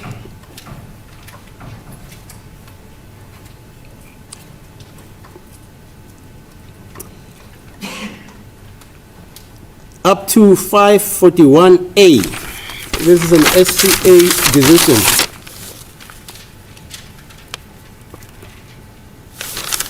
Which regards the allegation about unproven documents which the witness also cannot prove. The same thing here. Mr. Mnisi, together with his client, accused number 3, they cannot prove the existence of this document.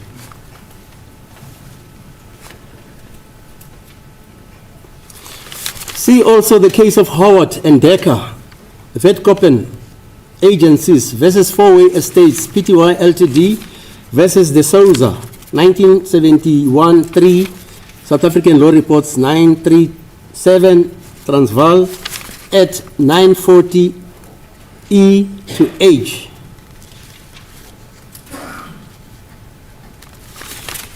Consequently, this court is also aware that if there is no written statement upon which Mr. Mnisi has to base his cross-examination, this court will obviously hold that that evidence may not be introduced under the cloak of cross-examination. See, in this regard, State versus Nkwanyama, 1978-3, SA 404, it's a Natal case, and also see State versus Hepworth, 1928, because the imputation of mendacity by the defense that the witness has made a previous handwritten statement, affidavit, has not been shown, has not been proved. And the legal principle is that a trial is not a scientific experiment where certain reactions lead to exact results. It is a fallible process which forms or attempts to form a view with reasonable confidence and findings.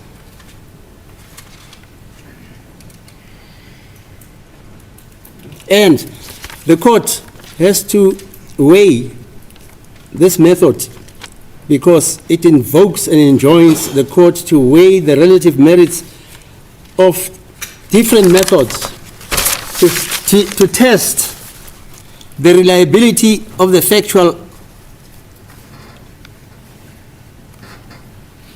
fundamentals.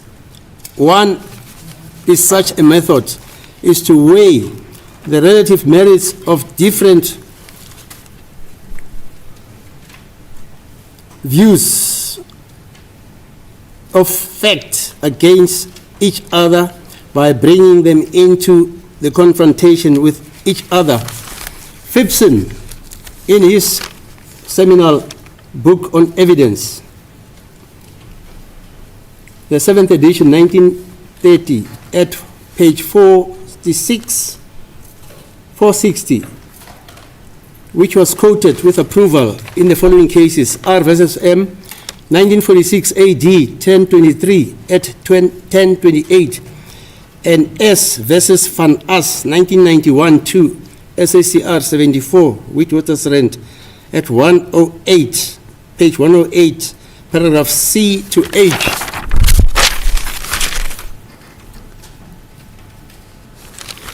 These do not constitute principles cast in stone.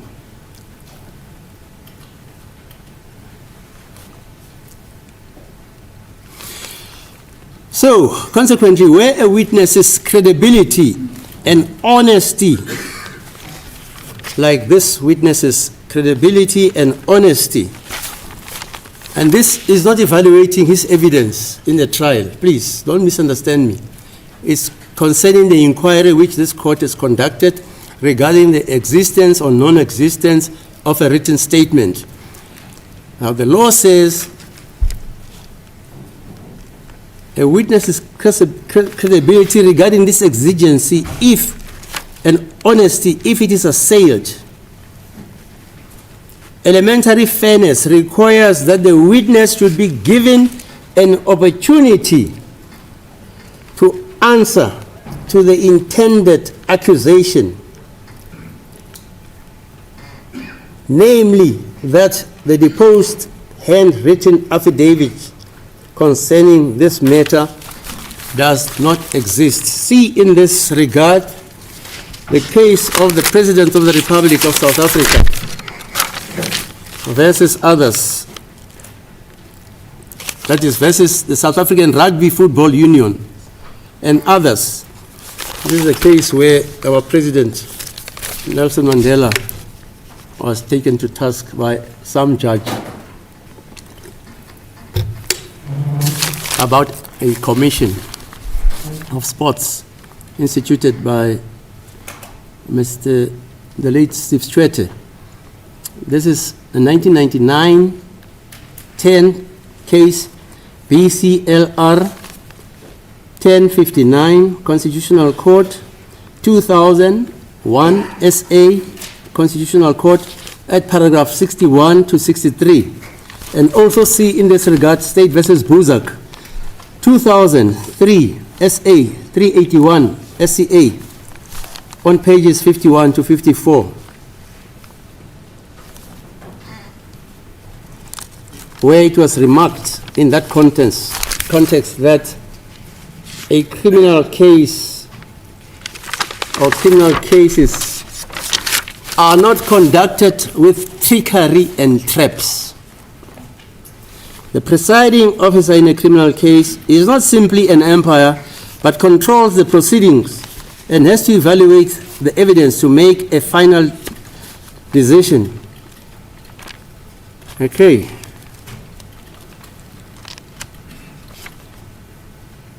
And this, of course, is to avoid the trifling away of precious court time.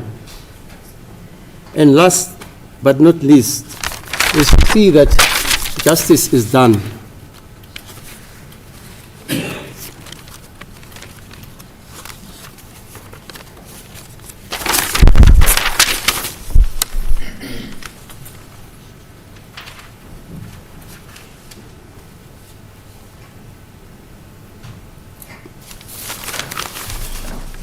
In the case of R versus S,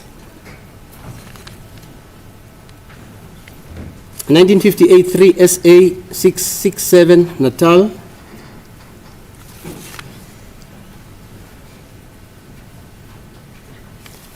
the court is admonished not to allow unnecessary diversions where there is no concrete evidence of the existence of an alluded to document. And consequently, the court may, in interrogating such a discourse or diversion, at any stage, intervene for the elucidation regarding that exigency. See, for instance, S versus Raoul, 1982, 1 SA 828. It's an appeal court decision. And for instance, this court believes that it has complied with the guidelines as set out by the AD that the presiding officer should be aware of and should not transgress. 1, the court must not conduct its questioning in an impartial way, so that its impartiality can be doubted. The court must not take part in the case to such an extent, it mustn't intervene to such an extent that the court obscures the point in issue. See in this regard also State versus De Villiers, 1984, 1 SA 519 at 543 to 548. And also see in this regard S versus Musianyani, 1998, 1 SACR 583 at 599 J, sorry, at 596 J to 597 J. And also see in this regard R versus Rosing, 1956 4 SA 509 A. And also see in this regard S versus Segwatla, 1967 4 SA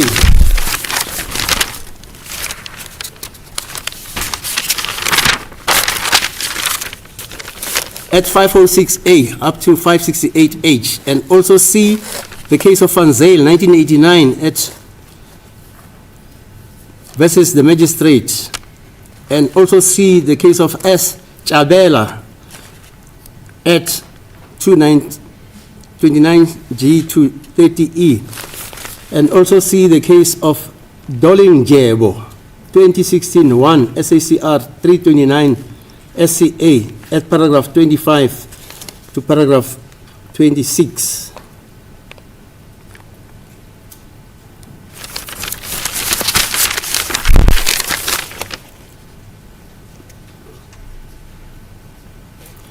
And the court has also had recourse to section 166 of the Criminal Procedure Act and also 167 of the Criminal Procedure Act.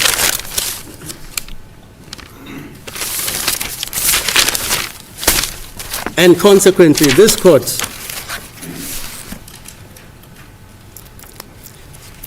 was careful not to cross-examine this witness because the court is enjoined to remain impartial, and that this should be evident from the nature and scope of the examination, that the presiding officer should not enter the arena because a judicial officer should not only be impartial, but he has to be seen to be impartial. And the perception through the conduct of the court should not be created that the presiding officer takes over the role of the prosecutor, but the right of the presiding officer to question any accused in clarification or to question a witness in clarification is manifestly limited to elucidation or clarification of the evidence presented.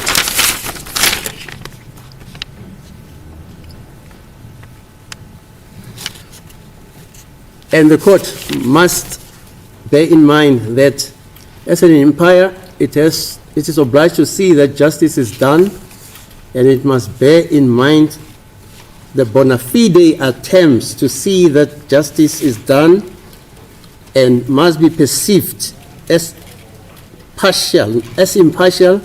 For that reason, a careful balance must be maintained between interference and detachment. See in this regard, S versus Gerber, 1997 to SACR 601 SCA at 607 A to C.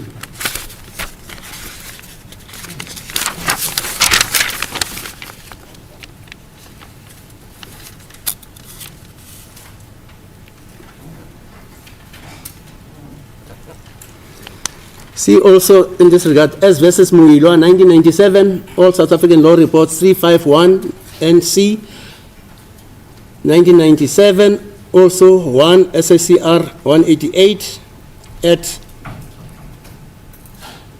it's a Natal case at 192 to A to F, and also see the State versus Van der Berg, 1995 for BCLR 479. Which is a Namibian case, 1996, SACR 19, from page 64F to, from F to I. So, the court has utilized its discretion to decide whether certain evidence is essential or not, and in the exercise of its discretion, which cannot be interfered with, if it is exercised judiciously, this court finds that no written statement exists. Okay.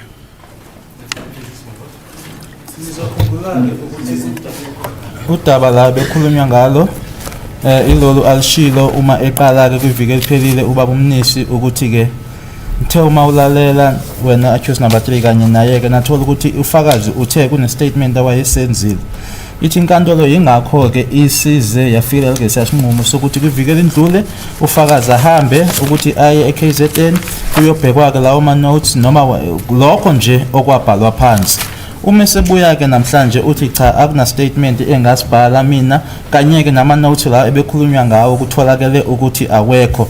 Lana phambi kwakhe unalesi statement ekuyisona lesi ebesilana vele ekubhalwe kusona athi yiko lokho bekhuluma ngakho ukuthi la bebona khona ukuthi kunephutha ubese yalungisa khona, kodwa hayi ukuthi kune statement awasenza ngaphandle kwalesi sange yi31 zika May kuona lo nyaka ka 2013 asikho esinye asitholakala noma no hayi ukuthi asitholakala asikho ama notes la angatholakala.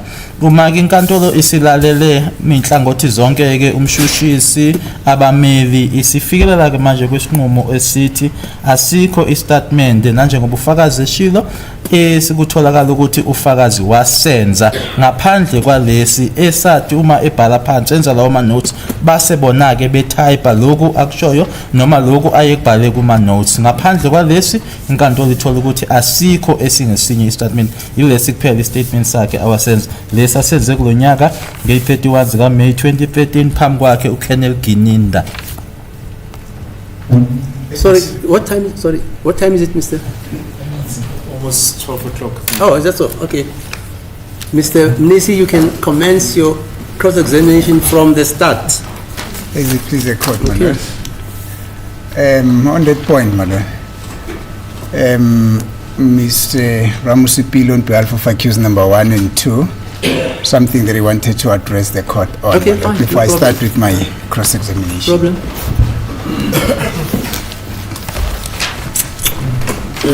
As the court pleases, my lord, I'm indebted.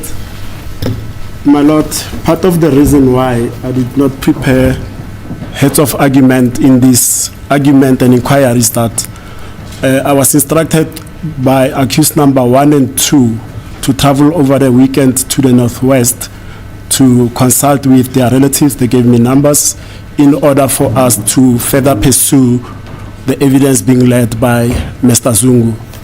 In that respect, my lord, I beg to reopen my cross-examination before Mr. Munisi proceeds. No problem. As the court pleases, my No lord. problem. Mr. Baloi, any objection? No objection. No objection. I'm sorry, my lord. In fact, I did inform Mr. Baloi as well in the morning when I left. ngoba esho ukuthi ebeceliweke ukuthi nanjengoba imele u1 and 2 ukuthi ahambe ke ayokhulumisana nabomndeni eNorthwest manje ke useyacela ukuthi aphinde abuzeke lo fakazi mile nalapho ebeyobabona eNorthwest.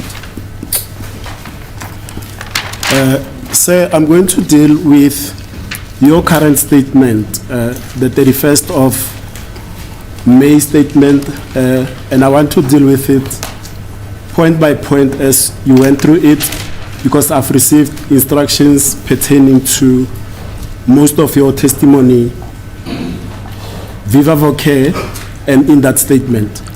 Ngizokubuza ke mayelana nestatement sakho ke istatement sakho ngokulandelana kanye naloku okushilo la enkantolo. Now, on the 26th of October 2014, what was the special occasion for Gwabini to call you to come to Phosphorus Hostel where he resided? Kwakuyini ke ekhethekile noma kwakuyini ke occasion ke 26 ka October 2014 le eyenza ke ukuthi uGwabini akubize ukuthi uze hostela Phosphorus.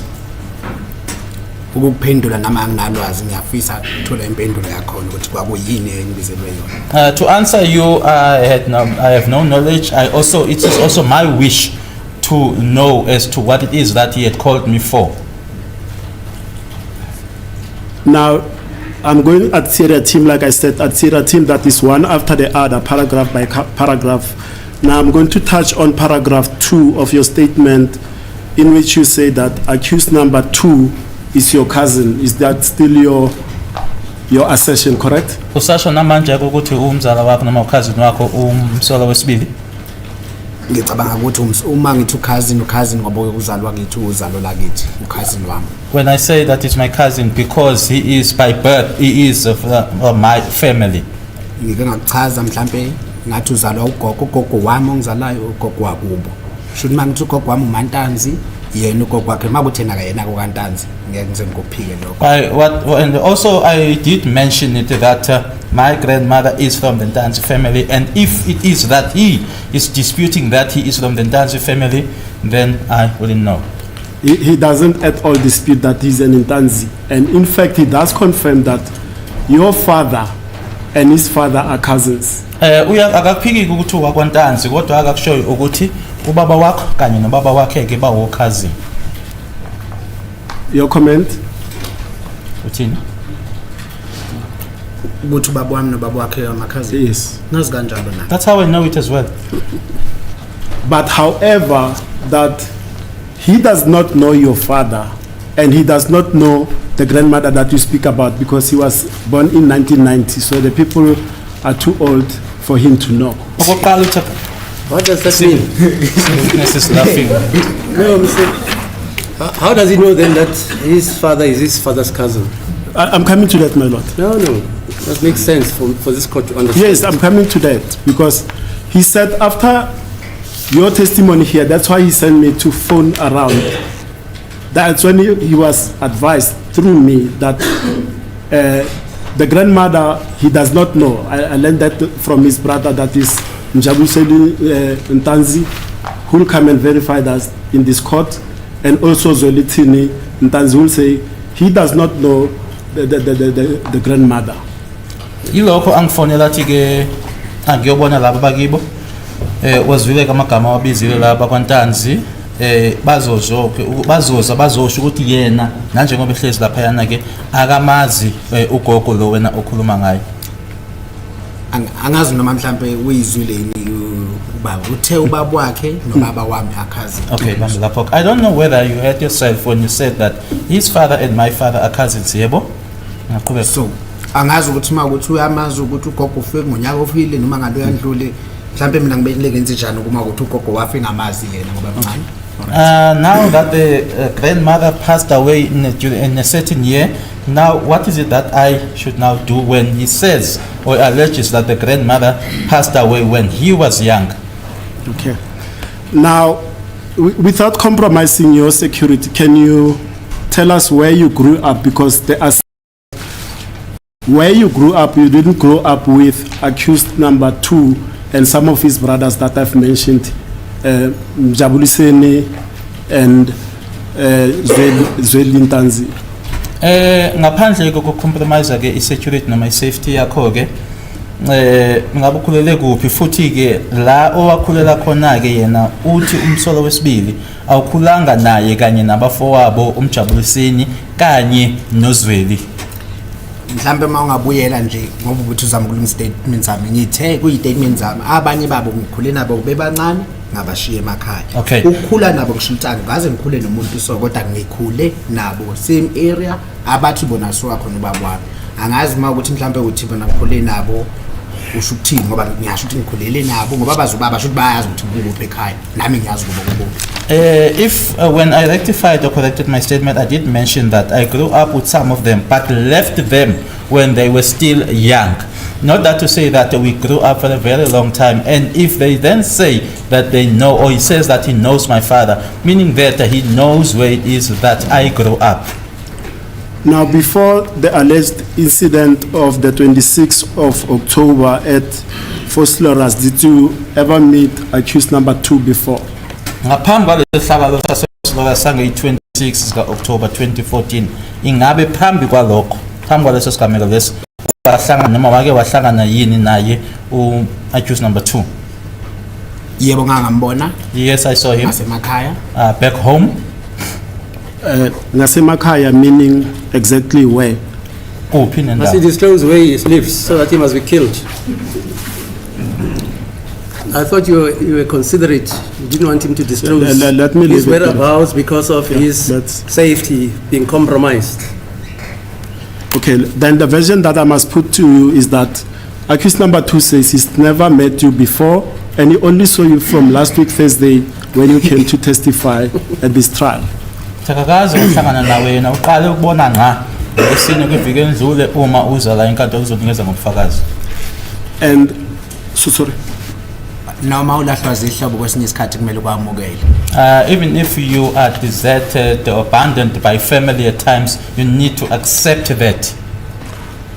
And accused number 2 further denies that he knew or he knows who Gwabini is. Yakuphika nokuthi uyamazi ukuthi uGwabini ubani. Then a remark, how Ngicela ungaphawuli. may I not comment because I'm thinking of family. And on behalf of accused number 1 and 2, the suggestion is that, sorry my lord, I see accused number 1 is raising his hand. May I approach my lord? Yes.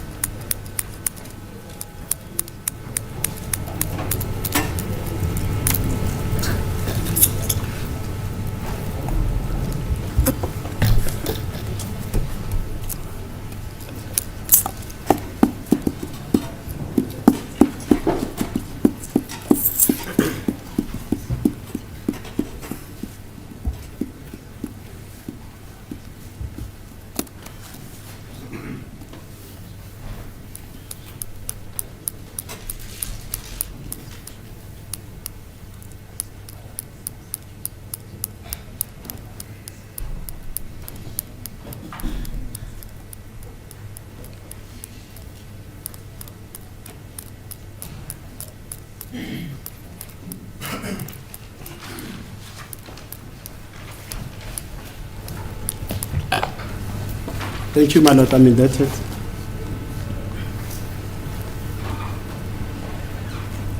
The bottom line is this. Your answer is that you are saying that when family...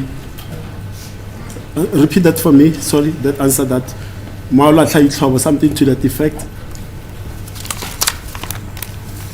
Can I almost attempt this? Yes. Okay. Uthi ucela uphinde kunaloko okushilo ke noma ulahla umndeni kumele ukwamukela. Oh, yes. Okay. The bottom line is this, and I'm not going to belabor that point. Accused number 2 says he hasn't met you, he hasn't grown up with you. In fact, he's 4 years younger than you as well. Futhi akakaze ahlangana nawe akakhulanga nawe futhi ke mncane yena ngeminyaka ewu4 kuwena. Ngicabanga ma withdraw mhlambe khona Friday ukuthi ubuze ngokuthi sihlobana kanjani sikhulelephi kanjani ngicabanga ukuthi kube wena owithdraw lokho. Angazi noma ubuyela kulokho ngize ngabonga ngathi ngiyabonga mawukuthi accuse number 1 uyakwemukela lokho. When you said on Friday that you were withdrawing the question that you were having as to where we grew up, I even said thank you with regards to that, and I also thought or accepted that accused number 1 also welcomed that. So sorry, did I say accused number 1 or 2? Uthi yena ukhuluma ngo-number 2. Oh, ukhuluma ngo-accused number 2. Yeah. Yes, baby bancane kimi. Yes, they were young, they are younger than me. Okay. Now, on behalf of accused number 1 and 2, in paragraph 2 of your statement, when you said Gwabeni told you that his homeboys were coming, accused number 1 and 2, they were not part of the group of the homeboys that you referred to in paragraph 2. Just a moment. Gwabeni told me. Oh yeah. Uthi ke number 1 no number 2 yena ke babengababona babengasiyona ke ingxenye yalabo ama homeboys la uGwabeni wayekutshela ngawo ukuthi nabo bayeza. Bathi bona ke abekho la kulama homeboys okwakhulunywa ngawo la. Vele umakhelwane ba mhlambe mayithi ama homeboys amanye engabe bala mhlambe accuse number 3 4 5 bona mhlambe engathi umakhelwane bakho or umuzwa kaSibiya kwangadinga ukuthathi ama homeboys. Yes indeed, maybe he was also referring to my neighbors because 3 4 5 umakhelwane. Umakhelwane umuzi. Okay. Ntanzi should mighty homeboys wayibala bonke abantu basendawo. All right. When you referred to homeboys, he was now referring to all those that are from the village or are from the area. And then wasuthi uma wayezothi umuzi uma kwenze njani? Mhlawumbe kuba wayezothi mayikhuluma ethi ufuna ukubona umuzi wayevele akubeke straight athi umuzi ufuna ukubona. If it was that Muzi is the one that wanted to see me, then he would have just said it direct that Muzi wants to see you. Okay, let's move on to paragraph 3 of your written statement, typed out statement. I'm sorry, let me not say written, typed out statement. Now you state in paragraph 3 that upon arrival at Gwabeni's place, you found him and other boys from Nongoma who you know because you all grew up with from the same area. Who are you referring to as the boys that you grew up in the same area? Mase ngifika ke khona noma sengifica kwaGwameni kanye ke nabanye ke ababuya kwaNongoma. Yeah, no. Uthi lana ke ukhuluma ngobani la ukhuluma ngabo lapho? Mangicabanga manguphendula nje ngithe abantu ababelapha endlini kwangayena umuntu oyedwa kwangeyena futhi umuzi noma afika o abathathu laba bangapha kodwa kwakukhona abangasekhaya. Including usinakho mawubheka ngekambala ukuthi kwakukhona usinakho baningi futhi ababekhona kodwa bengathanda ukuveza amagama abantu ababekhona kungenasidingo. When I mentioned that, or when I said this, that I did say that it was not only one person who was there. There were a lot of people. It was not Muzi, it was not only Mafiga or the other three gentlemen, but there were others as well. I also did not want to make mention of names without any reason for me to do that. There were also the likes of Sinako and others. There were many from back home. And you further state that some of the boys you haven't seen for decades. What do you mean that you haven't seen the boys for decades? Kunalana ukhulumayo ukuthi ke abanye iminyaka decades ngingasababoni. Musho ukuthini? Njoba ngisho ukuthi mangihamba bengihamba mhlawumbe omunye ngamboni, omunye ngiyobuye sekhulile, omunye ngiyobuye ngamtholanga kulokho mangifikile mhlawumbe angikumbona. So kuyoba iminyaka ukuthi omunye ngisamkhumbula engakanani kodwa lo yakubani. Ingakho kwabe ayingenze le introduction yabo. As I've said or mentioned that I would go, I would leave the others maybe young, I would come back, the others would have grown. When I come back, the others are no longer there, or are not staying there, or I don't see the other one. Hence, Gwabeni then had to do the introduction as to who is who. Now from that pertaining to accused number 1 and 2, who have you not seen for decades? Ngokumayela ke no number 1 no number 2 ubani kubona ubunama decades ungasamboni. No Muzi ngisho ukuthi bengamboni. I would say Muzi I haven't seen 5 years, 7 years, 8 years. Maybe 5, 7, 8 years. Ngibona nje futhi sela igole esekhulile. Ngingazi nayo sesegole. I saw him here in Gauteng and he was grown up. I also didn't know that he was here in Gauteng. A decade in my knowledge is 10 years and above. It's not 7 years. Are we going to split hairs, please? Mr. Are we going to split hairs? Am I, my lord? Are we going to split hairs? 10 years, 5 years, 7 years? The witness is conveying the concept that is years, decades. That's how people talk. I haven't seen you for decades. Yeah. Maybe he's even shortening that with 1 hour. Are we going to now say...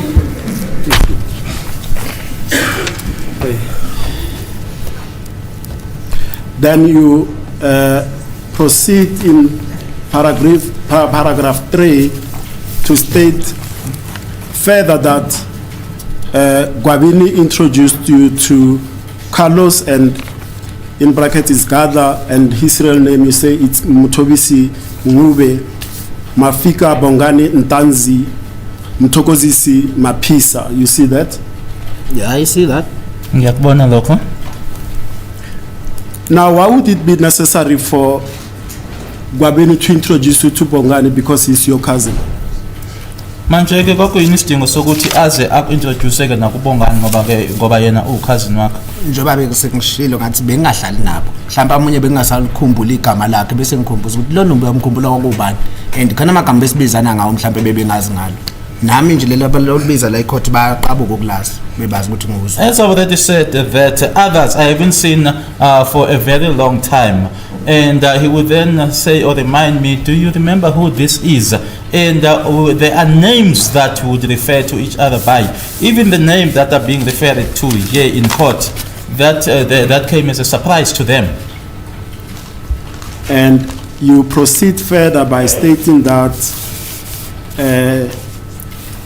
you did not need to be introduced to, and I'll state them by accused number 1 and 3, but there you give the names because you are used to them and you see them often. You see that part where you say 1 and 3, that will be paragraph 3. Muzisi Bia and Carlos Ntubisisi Gadla. Lana we are sure. Yes, the witness acknowledges. So you say those 1 and 3, you saw them often. How often did you see them and where did you see them? Uthi buvamise ukubabona ke 1 and 3. Buvamise ukubabona kuphi? Njengo qale ngoba accuse number 1 uthi 1 and 3. Yes. Okay, 1 and 3. Umuzi bengimbona ekhaya mangifikile, mhlambe mayidlala sakhula bengimbona lapha. I would see Muzi back home upon arrival. Maybe if he would be playing there, I would then see him. Then Carlos bengimbuza mangifika lapha na uzwangikhumbuza ukuthi uyamkhumbula ugadla.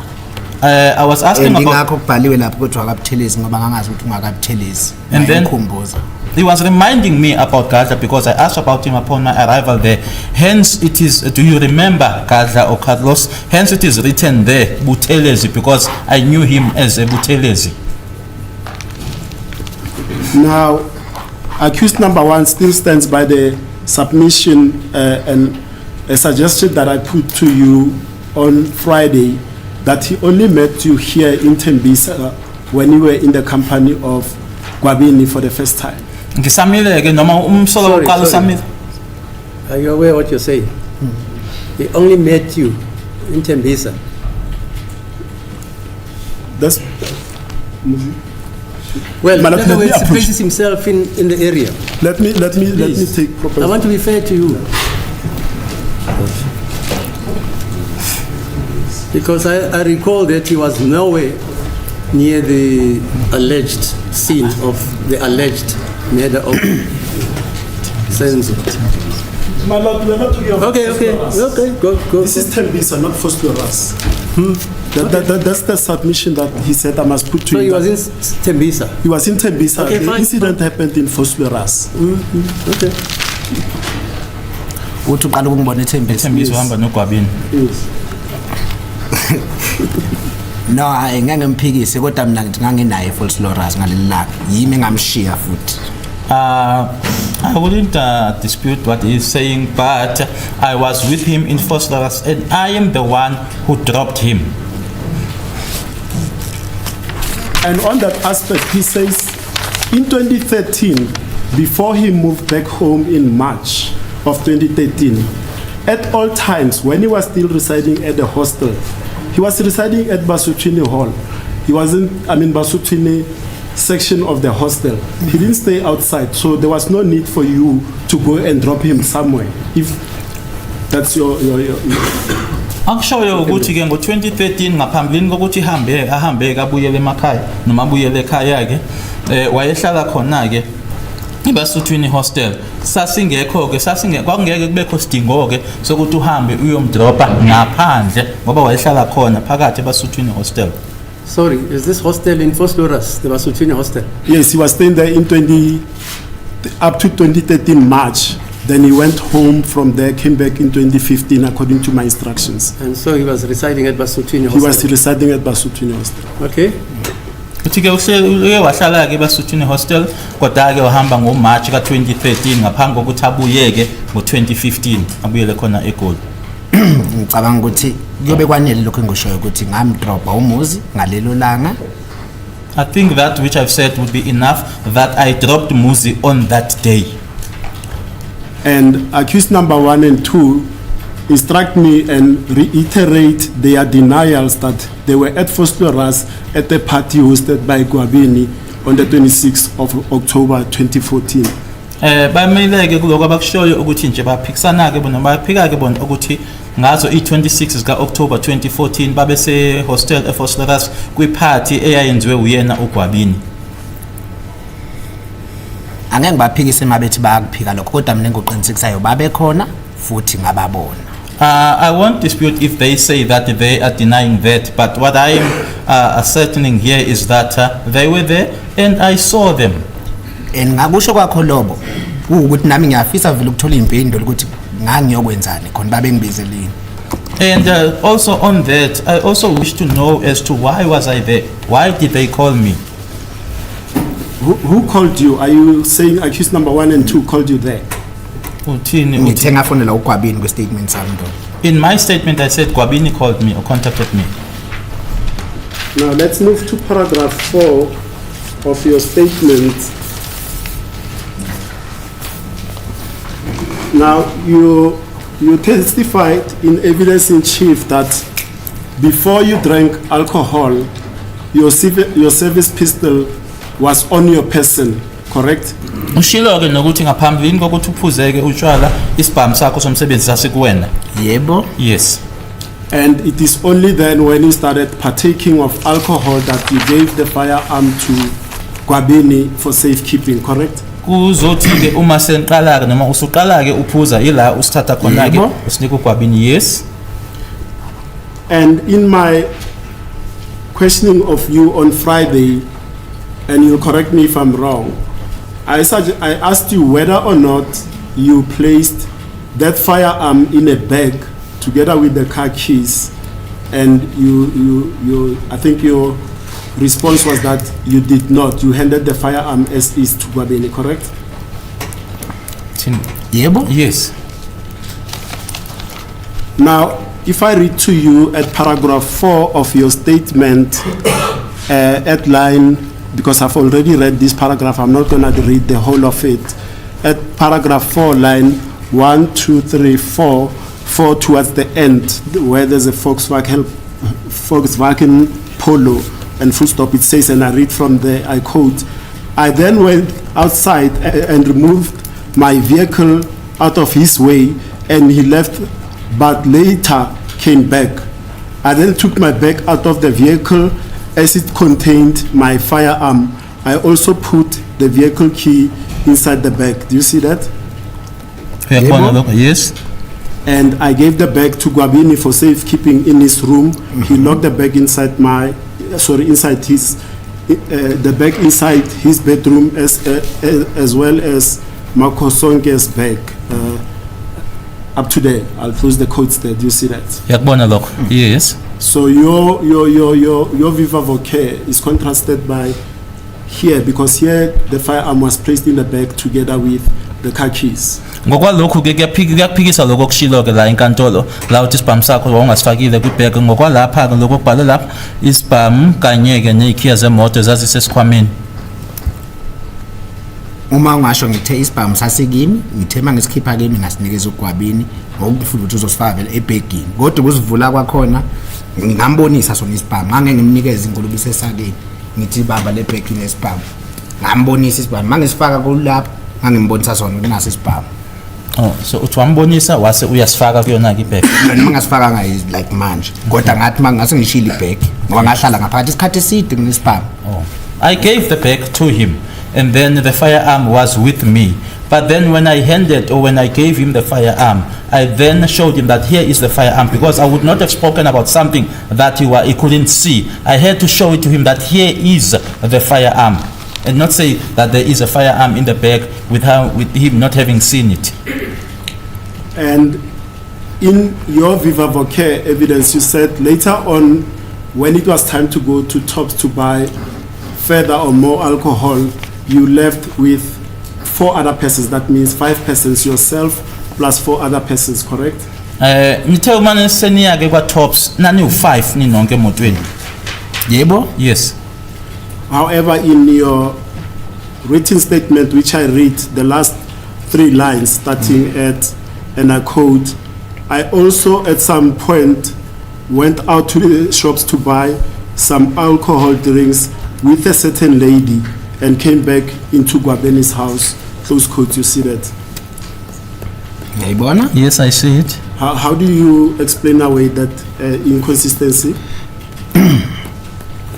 Lokumehluka ke uchaza kanjani? Umehluko wala uma ubona lapha kwi statement sami ukuthi ngihambile ngothenga nabo utshwala Tops, and mangibuya ngichazile futhi ngeke ngaphuma nomunye intombazane owayithenga khona la eduzane. Shothi indlela obeye ngayo ukuthi with another lady or what, but it's a straightforward ukuthi ngiphume namadoda saye Tops, sabuye Tops sihamba ngeuno, masibuye Tops ngeke ngaphuma nomunye intombazane wacela ukuthi ngithenga le drink. I think maybe it's the manner in which it is put here, but I did go to Tops with a gentleman. We came back, and then there's a lady that just wanted to go nearby, which requested me to buy her a drink, and I did go out with that lady. Now I'll put it to you, and I'm not going to belabor that point, that this one of you going out with a lady to buy alcohol, it's a new addition. You didn't mention it in your evidence in chief. Kushake lokho akusiyona ke into oyikhulumile uma ufakaza la enkantolo. Yebo ikubhaliwe lana kodwa awukushongo la enkantolo. Mhlambe bengangibuzanga ngakho ukuthi mhlambe ikhona intombazane ngaphuma nayo. Maybe I wasn't asked about it whether was there a lady that I went out with. Now we come to what you touched upon with the Honorable Court on Friday, which is paragraph 5, and I'll read it and we will touch on that. I'm not going to belabor that because you had partially given explanation for the inconsistencies that are there.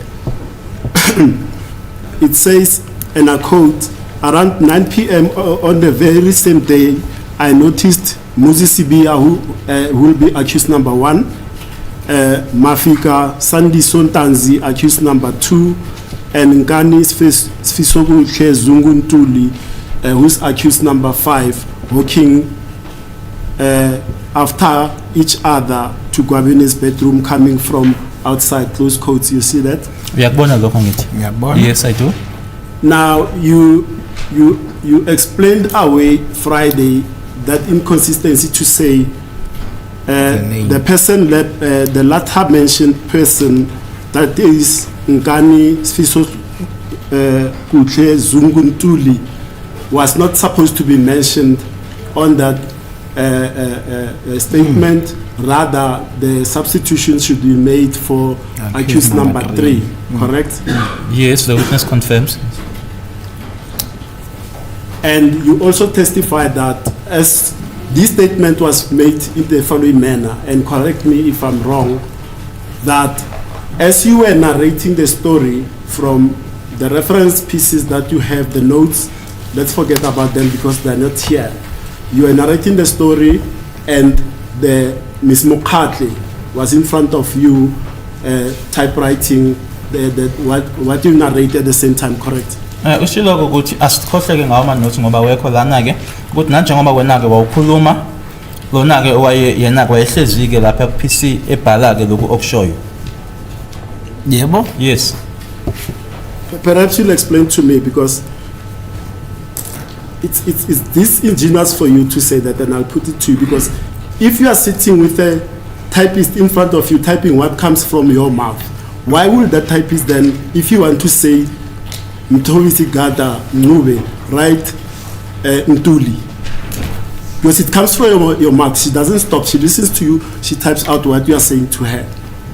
Bese kwenzeka kanjani ke uhlezi uyakhuluma lo muntu obhalayo ngithi ubhala lokho kuphuma kuwena uma wena uthi Mthobisi Gadla Ncube kwenzeka kanjani ukuthi yena bhala unkani isifiso Zungu Ntuli? Advocate down umchazela uma ngibiza bengibabiza ngegama njengala igama engibiza ngalo bengibuza umuzi ngegama but uma itype ngeke ewe type njengogadla mina bengimbiza ngogadla ukuthi ugadla umuzi umafika kodwa la kukho lokho shuthi igama bengilibiza lelo igama ongelabo amagama abo mina bengiwabiza ngawo so ngenzeka mayithi mhlawumbe ethi gadla athi nkane lo it's a mistake amagama oyibona la le enzama ukuyenza ngathi yona inkinga akusiyona inkinga lamagama ilamagama tha misplaceekile instead of ugadla kungena igama likankani yilokho kuphela inkinga. It is only the names that is here a problem or that you want to make as if it's a problem, but it is not a problem, where I would mention them by their names, Muzi, and then instead of Gadla, he would then write Nkani, but that is what happened where the names had been confused. I don't understand because if that was the case... Sir, why don't you understand? He's explaining. I'm trying to understand, my lord. But he's explaining. Yes, why don't you understand? I need him to explain. Okay, fine. Because my lord will ask me whether I understand myself. So let me hear from him. You say something about the spacing and the names. I'm not sure whether I'm getting you correctly. Explain that so that I understand it, please. Spacing and the way. So you are saying that you are referring to spacing and the word. Okay, now. so sorry. You are saying the names as it were written. I don't know. That's why I'm saying. He is saying, the typist confused the name Gadla, for instance, and Nkani. That's what you're saying. Are you saying that, sir? Correct, my justice. Please. Now, let's move on. Let's not belabor this. Now, if you say you took this statement, it was made on the 31st. When was a copy made for you? Was made on the same day. Ikopi ngayenzelwa ngalelo langa i-31st sikaMeyi. And you took the copy home, if I understood your evidence, then when you read it again at home, you realized that there were these inconsistencies, correct? The witness is nodding in contempt. Yeah, yes. And did you then pick up your phone and tell Colonel Gininda that wait before you distribute that statement to the defense attorneys because I've observed discrepancies thereon? Ingabe usulithatha kucingo lakho ufonela uGininda uthi ngaphambi kokuthi ke leso statement usihambise ke kubameli khona ke amaphutha engwabonile la wakwenza yini lokho? Ngenhloso yokuba safe besingadibani now and then sasidibane ngalelo langa ngathatha statement ngihamba naso emva kwalokho ungabonela ama note ngabe memfonela ngabazisa ukuthi no ulapha kunama problem kodwa bebekumbizela ukuyoconsulta advocate.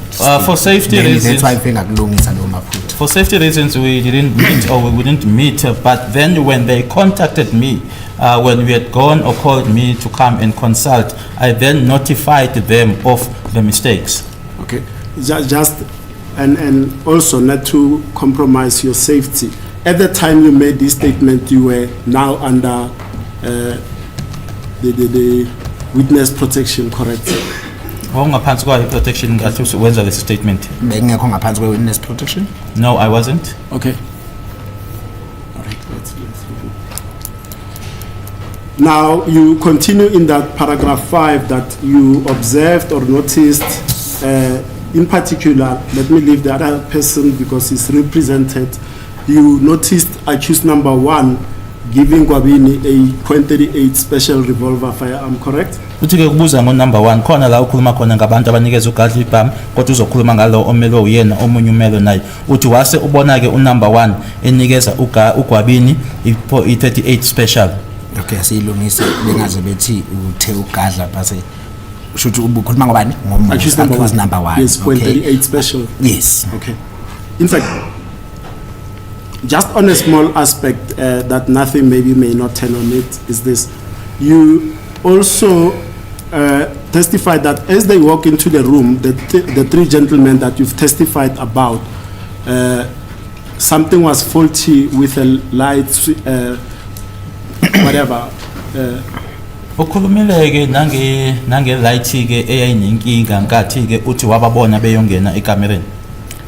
Ngithe mangifika ngaphakathi wacisha ilight uGwabini ngenhloso hayi ukuthi wayicishe ngaphezulu ngakho ngenhloso ukuthi wathi nango baba omncane then kwase kuba nalento ukuthi gqike ngathi kucisha ilight yabo kanti vele ngangiphakathi ngoba ngangibalandela emuva bona babenganokuthanga ukuthi ngiyabalandela kodwa uGwabini wangibona ngoba wathi mabengena ngaphakathi ngangena nabo yabona afika kamnandi nje kusenzeka leyo action. I said that Gwabini switched off the light because he had said that here's my uncle or here's Ubabo Mngani. They didn't see or they were not aware that I was following them. But Gwabini saw me that I was walking behind them, and upon arrival that uthe yini le wafika usebenzise igama uthi wafika leyo ise on ini ngithe mayikwafu ngifike ngathi mayingena endlini kwabe sekuba khona lokho ukuthi kungathi kucisha ilight. Okay, it was as if that when I got into the house or into the room, it was as if the light he was switching it off. Yebo kukhona lokho kushilo gcineni uthe ngafika lapho ise on leyo ngafika besayenza bese isenzeka shothi nje lento yayisenzeka ngifuna lokho. When I got into the room they were still busy with that they were busy with. Ngoba wabona ukuthi uGwabini ngeke sakhona ukungivimba ngoba sengingenile ingakho ayizama mhlawumbe ukucisha ilight. Because Gwabini then realized that he won't be able to stop me because I was already there. Hence he then tried to switch the light. Okay. Now, earlier on Thursday and Friday, you testified that, and I use your word, that it was busy in and around that vicinity. That is the common area. Although the room was locked, you could observe it. That door of the room of Gwabini, is it directly facing the kitchen area? Isitapha lesi sekamera kaGwabini ngabe face direct kitchen. Yebo mawungena nje uyakwazi ukubona noma ungaqondile straight kanje kodwa nje uyakhona ukubona uyena. Yes, just upon entering, although it is not directly or straight with it, but slightly you are able to see it. And your testimony is that you came together with Makosonke at Gwabini's place. Did you then tell him that I've just seen something? I saw Gwabini receiving a firearm from accused number 1. Ngithe mangiqoqa lapha ku statement sami mhlawumbe awusifunda ngakahle ngithe uMakhosonke akatholakala mase ngihamba yilokho kwangishiya ukuthi ngibe nembuzo ukuthi wayengatholakala mase ngihamba. Maybe you misread my statement. I did mention that when I was leaving or when I was about to leave, Makosonke was nowhere to be found, which then made me then to be suspicious as to why is it now, after having witnessed this, that Makosonke is nowhere to be found.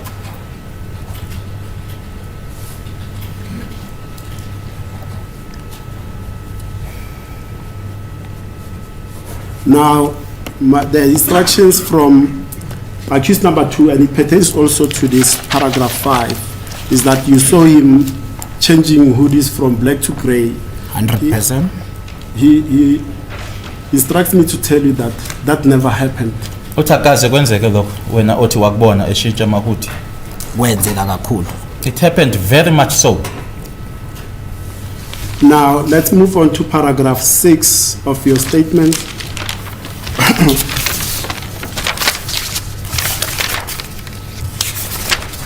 In fact, this version, I've already put it to you pertaining to you giving accused number 1 a lift, and his instructions are that he was not there, but if he was staying at the hostel in 2013, he was staying at Fisokuhle hostel, so I'll leave that one not to repeat myself. Now, you don't have the 6 here? You don't have paragraph 6.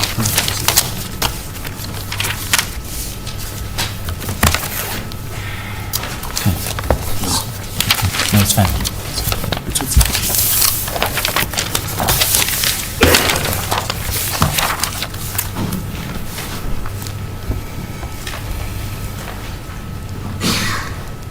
And you also testified that at some stage, accused number one stood up and announced that the deceased is normal, that is Senzo Meyiwa. Yebo? Yes. Because he was not there, he denies as well that he uttered those words. Ngoba wayengekho ke lapho uyakuphikeka nalokho ukuthi wakusho. Ngeke ngiphikele maye ukuthi mhlawumbe kwakuyikhophi yakhe eyayikhuluma lokho. And then I wouldn't then be able to say anything if the one who said that was a copy of him. Now let's go to paragraph 8, the morning of, or the day of 28/10/2014, when you now observe a newspaper article with certain sketches and the story that the deceased is normal. You remember that? Yebo? Yes. Now, then, when you saw that and your suspicion is aroused, did you tell anyone, did you report this, that these people that are on this newspaper article, I was with them at the party in Fosleras on the weekend? Masukubona ke lokho ngale langa ke langa 28 ngabe yini uma sekuvuka insolo ukhona umtshela ukuthi but labantu laba bala ngabazi ngangenabo ephathini eFosleras. Noma ngeke ukuthi ngakhona engamtshela ukuthi ngibone ukuthi nokuthi kodwa ngathi mangubona ngakubona kubuyisa emqondweni wami ukuthi yini engiyibonile especially ngokushintsha kamafika kwakhe ejacket yikho kwangenza ka notice ukuthi man mabethi beqoka into eblack lo umafika wayithi mayifika lapha ashintsha ijacket yabo. Although there is no one that I informed or that I told, but when I saw this, but it then I then recalled in my mind, and especially when it was written or mentioned there that the other one was wearing a hoodie, and then it reminded me of Umafika who had changed a hoodie. Yebo singaqhubeka.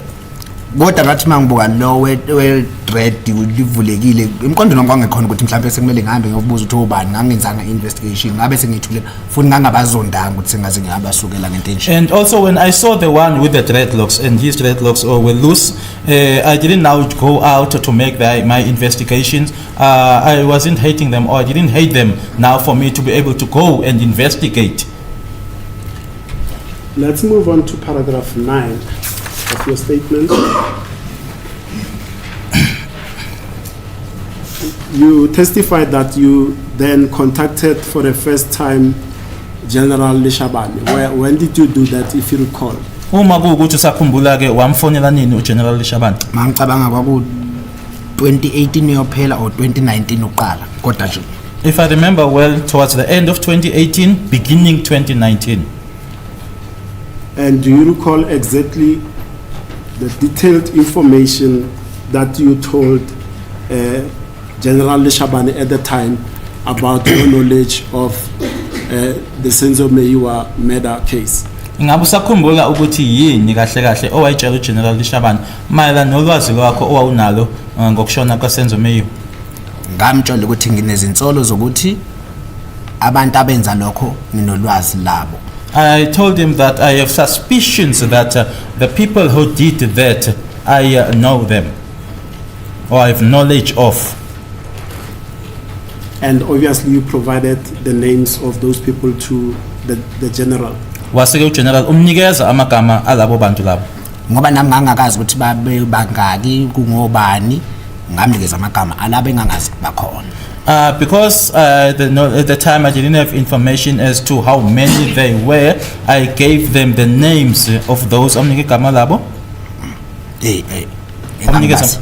I gave him the names of those that I knew. And the two will be, the two names that you gave will be who and who? The first two names will be Muzi and Mafika. And let's move on to now when General Leshabane says he needs photos or pictures of the people that you are talking about. Your testimony is that which pictures did you give him? of which suspect that you suspected that you given. Iziphi ithombe noma abapha basolwa owanikeza ngezithombe zabo ku General Lishabane nkathi esecela ke ithombe? Masilungise la nkonzi. Angamnikezanga ngambonisa zona. Isithombe sika Mozi noma Afrika. Let's correct this.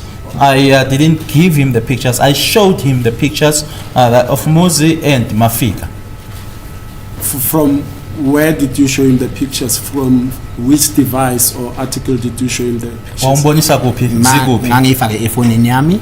I had put those or placed those pictures in my phone. Had you at all times before then had those pictures of accused that you gave to Lishabane, or do you have to source them somewhere else? Ngaba iyithombe wayithola ndaweni ithize noma iyithombe owawuhlezi unazo? Ngayithola efonini kaGwabini. From Gwabini's phone.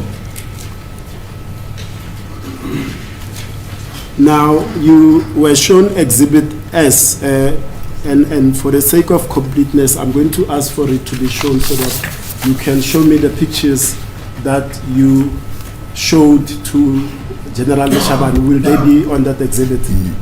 No, azikho lapha. They are not there.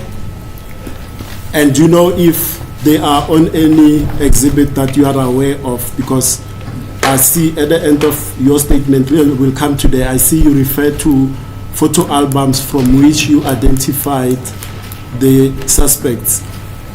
If you go to the last paragraph, yes. Yeah. The photo album that you referred to, that you identified accused number 1, what photo album will that be? Yiphi le photo album le uthi number 1 wambona kuyona? Ngokwala. Ngokwalana ngicabanga ukuthi ngibona inamba lapho 10 to 17 22 to 24 mawangibonisa leso sithombe ngakwazi ukuphendula. If you were to show me the picture, I'll be able to refer you, because here I only see numbers. Let's defer this question because my learned colleague, Mr. Sibanda, will have to arrange them for us so that we can take them in a structured manner. So we'll do it at the end of your statement because I'm going through it at Sarah Team. Sorry, you never pursued this question on the last cross-examination about the photos. You never pursued it? No, I never did, my lord. Now let's go to the one that I know that you've corrected it, but I want to put certain versions to you about it. That will be Exhibit S and photo or page 47.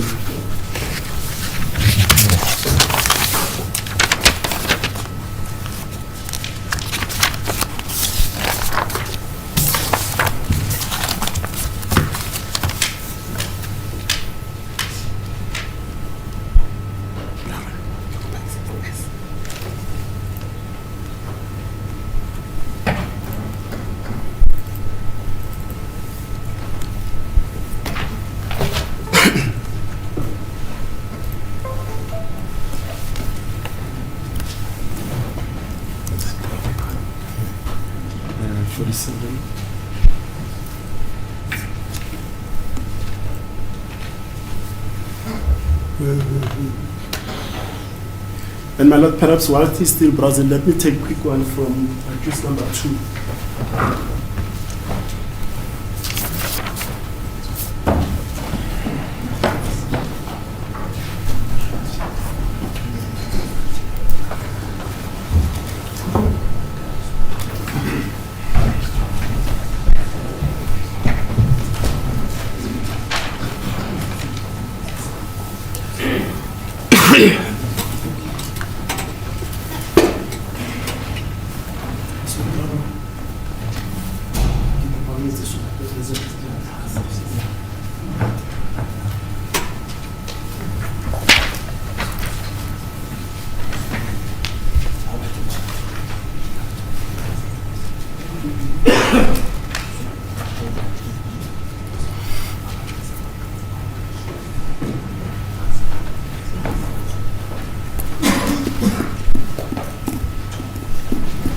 Thank you, my lord. I mean, that's it.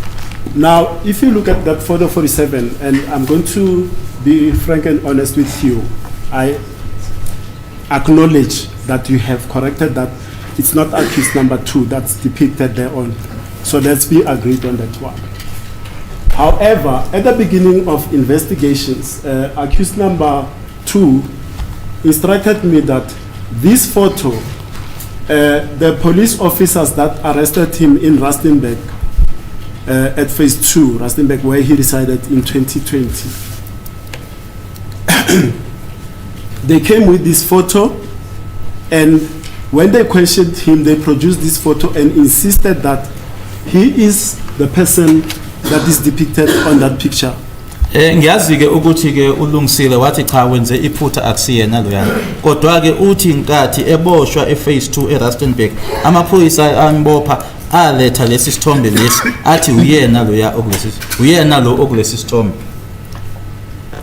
Ngiyaxolisa benga investigate le case. My apologies, I did not investigate the case. Maybe umbuzo loyo ungaphendula umuntu obe investigator in case. Maybe that question can be best answered by the person who investigated the case. Okay. And just to finish it off, like you are saying, don't comment if you don't want to comment, but I want to place it on record that the very same photo, accused number 2 was beaten up by the said police officers to admit that that is him. Ukuqadelela nje kuwena ke uma ufuna ukuphawula kulokho noma ungafunike kodwa ke uthi lesi sithombe lesi washaywa ke amaphoyisa ukuthi ethi akavume ukuthi uyena loya. Ngizokhomenta ngithini ngoba bengekho futhi bengazothi baphenya nami bafika naso ke lesithombe sebeze kimi. What will my comment be, because I wasn't investigating, I wasn't there. They also brought the same picture to me or came with the same picture to me. Who is they? Who brought that picture to you, and what did they say pertaining to that picture? Obani labo abezana lesi sithombe kuwena futhi bathini ngaso lesi sithombe? Investigating officer. Investigating officer?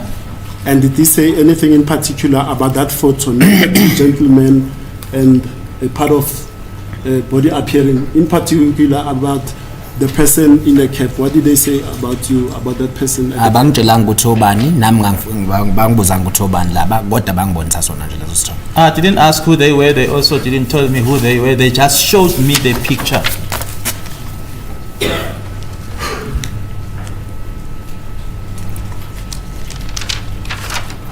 And with respect to, still on that paragraph, you testified that when you confronted accused number 1, and correct me if I'm wrong, about his involvement in the murder of Senzo Meyiwa, he denied that, but he implicated, or was it the general telling you that? So that's why I'm saying, you clarify for me that someone implicated accused number 1's uncle, Spiva Sibia.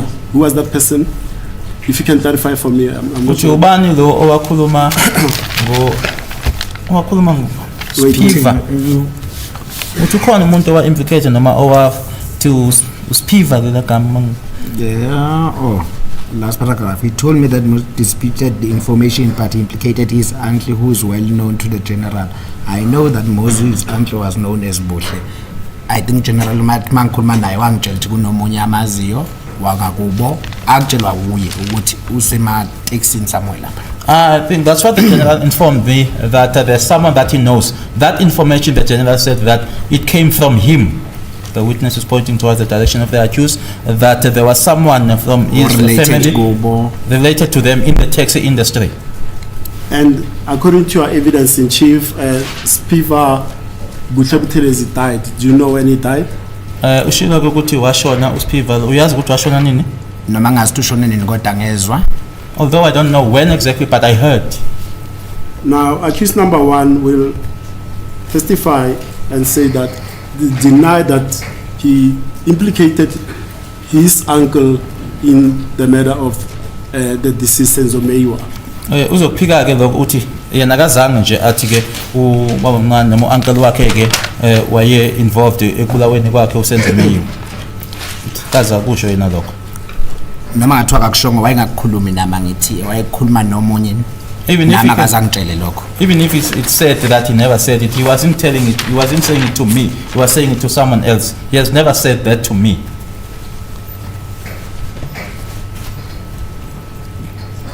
Now, at paragraph 11 of your statement, and it pertains to your testimony that there were discussions between you and accused number 1 regarding the Senzo Meyiwa case at the wedding of your sisters in August 2019, correct? Kushilo ke ukuthi ngo-August uMagani wakhe usisi wakho? Yebo. Yes. Now, did you report to anyone in August 2019 that you had these discussions with accused number 1 pertaining to this case? Mhlambe umuntu njani? Maybe someone like Police or anyone or girlfriend or boy. So you are a police officer. If somebody talks about criminality, you report it to the police. Who else do you report it to? I was already reporting to the general. bese ngireporta vele ku-general. Uyazizwa bafo? Are you listening to yourself? Sir, I'm sorry kusho kanjalo. I Sorry withdraw to that. say that I withdraw that. so- let's maintain the quorum. Let's not stoop that low.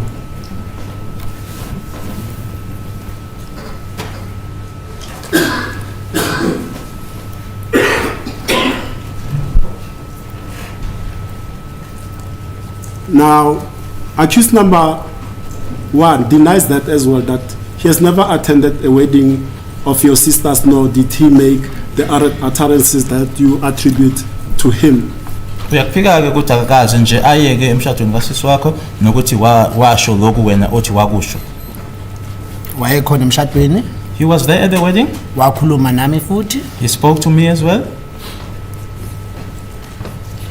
My Lord, I see we are closer to the long adjournment. I hear Mr. Jonas is breathing a sigh of relief. Can we now take a long adjournment, my Lord? We'll resume What's the at time? 2. Mr. Malui, what's the time? It's 1 o'clock now, my lord. 1? Just a minute before 1. Oh, okay, thanks. 2 o'clock then. So we are on 2. It's fine. It's up so it's fine. So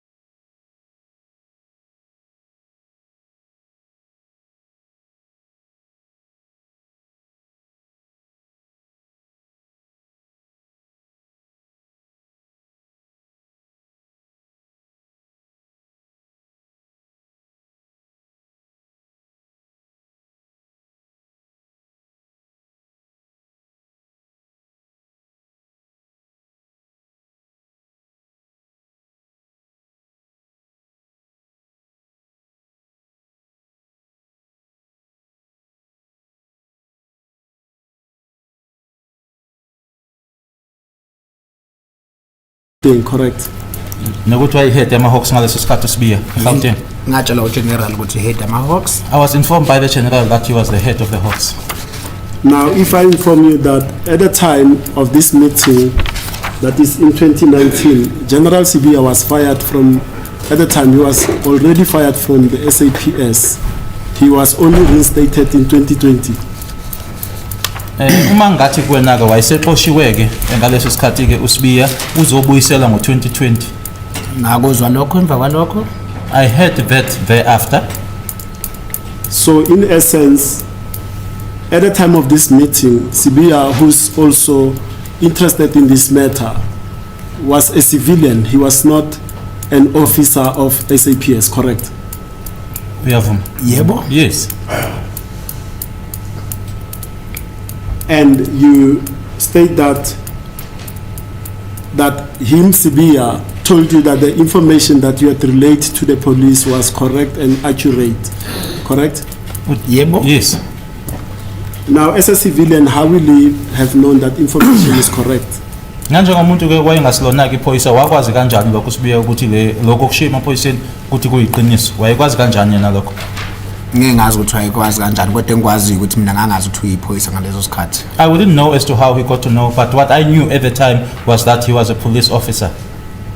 Now, you also state that Sibiya then asked Leshabane who the investigating officer was, and you provided the name of Colonel Gininda, but rather Sibiya said Warrant Officer Makubu should come to that meeting so that he can hear the information that you are passing off to the police, correct?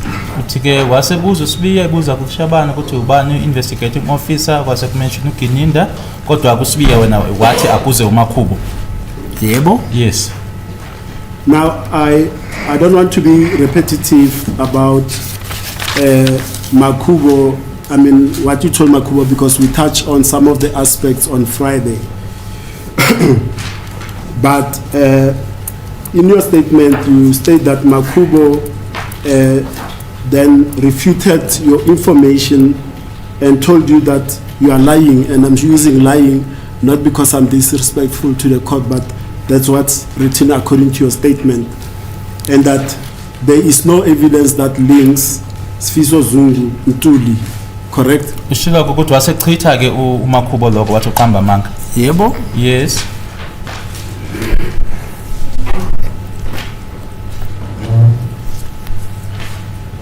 And further, that Makubo told you that he disputed your information, saying to you that accused number 5 is not involved in the matter of Senzo Meyiwa, as well as the other suspects that you had mentioned to them, correct?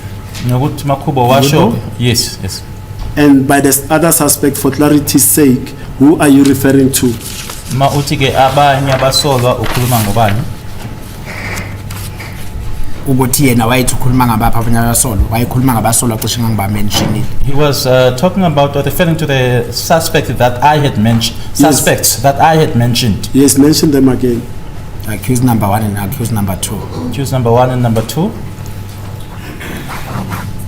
And furthermore, Makubo accused you of coming to them with information that lacks basis, correct? Yebo. Yes. And at the time, did you know that officers Makubo and Joyce Buthelezi, the one that you subsequently met after meeting Makubo, were investigating officers of CAS 37501 of 2019? Wakwazi lokho ukuthi bona bephenye idokotho lelo L375. Ngangazi ukuthi kunelinye maybe docket abayiphenyayo. Wawungazi? Ngangazi. I didn't know that there was another docket that was being investigated. And after that, you then met with, you were called by Colonel Buthelezi to come and meet him, correct? Yebo. Yes. And what is the time difference, the period between you meeting Makubo, Sibiya, Leshabane, and the meeting with Buthelezi that we know that she also attended with Makubo again? Isikhathi sandlula phakathi kwaloya mhlangano kwakulishabane uSibiya noMakhubo nalo mhlangano lo kwakukhona uButhelezi noMakhubo kwandlula isikhathi esingakanani? Asikho side kangako. Not that long. And as well, from your statement, we know that Colonel Buthelezi also rejected the information that you had provided to them, refuted your allegations. Nalapho uButhelezi wayichitha inkulumo yakho. Yebo. Yes. And part of the reason why she refuted your allegations is that you were protecting Kelly Khumalo, you and General Leshabane, correct? Akusho ke ukuthi uvike noma ke uprotect noma uvikela ke uKelly Khumalo wena no General Leshabane. Washo kanjalo. That's how she said. And furthermore, she informed you that she's got information that implicates or links Kelly Khumalo to the murder, and that one of, according to their investigation, the shooter is one of the persons that were in the house, correct? Lokho kwakusho uye Colonel Buthelezi. That's what Colonel Buthelezi said. And as Buthelezi rejects your allegations, the information that you bring to them, what was your reaction to them? Wasuthini ke wena uma uButhelezi ke echitha lokhu okushoyo wena wathini kubona? Ngakuthatha nje ukuthi investigating officer mhlambe. I took it maybe that she was an investigating officer. And at the time of this incident, your interaction with these senior police officers, your Buthelezis, Leshabanes, Makubos, you were the only junior member. You were a constable at the time, correct? That's correct. Kuyiqiniso ukuthi ngangihlangana nabo ke mina ngiyi constable ngaleso sikhathi. Let's then move to paragraph 16 of your statement.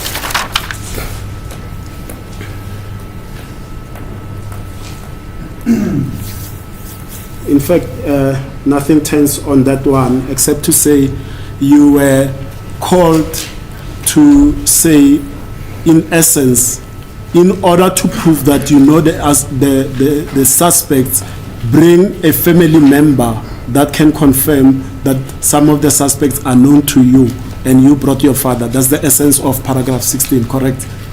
Usho lokho paragraph 16 ukuthi kwathiwa letha noma waza nomndeni wena wasuza nobaba wakho. Yebo. Yes. Angizanga naye bathi ngize naye. I didn't bring him. They told me to bring him. Okay, but you never brought him. Awuzange uze naye? No, angizanga naye ngalesi sikhathi bekhuluma naye. No, not at the time when they were speaking to me. Okay. If the court can briefly bear with me. Now, sorry, brother. I want to refer you to Exhibit A126. These are some of the statements that we received that were classified, and even now they are still classified. The information pertaining to the maker of the statement is the information is redacted, but I can put, because I see a reference to your name in that statement. I want you to comment without A126.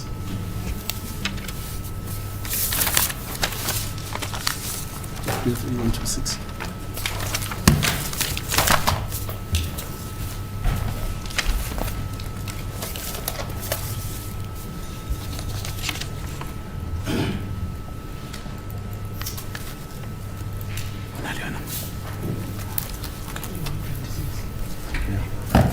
It's one of the deducted. No, it's this one. The choice statements that were withheld.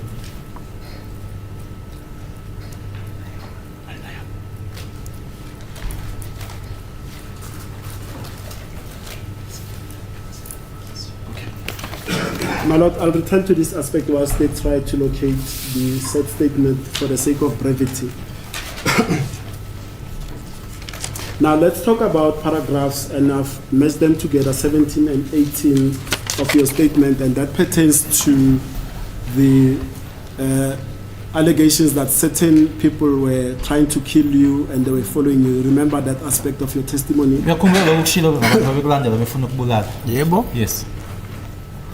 Now, except reporting this information to General Leshabane, did you, as a police officer, open a case of attempted murder, intimidation, threats, and the like in respect to this aspect of your testimony?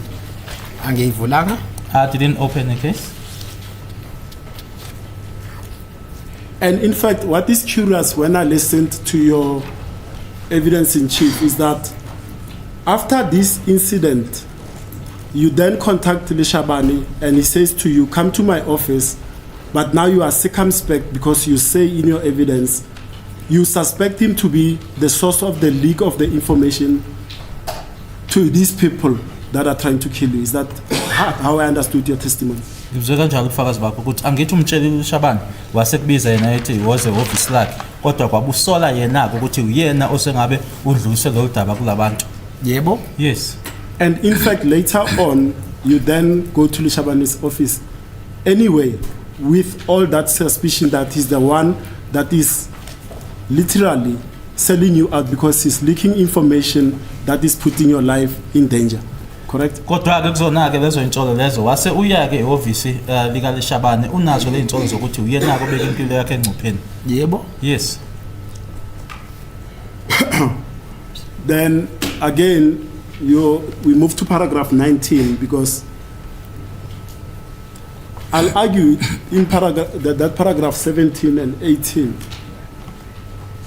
that your version, that you suspect that Leshabane is selling you out to the would-be killers, and then he still calls you and you still go to him, and it's the same day that an attempt was made on your life. The versions don't favor, the probabilities don't favor your version on that aspect. I think that issue my learned friend can leave for argument.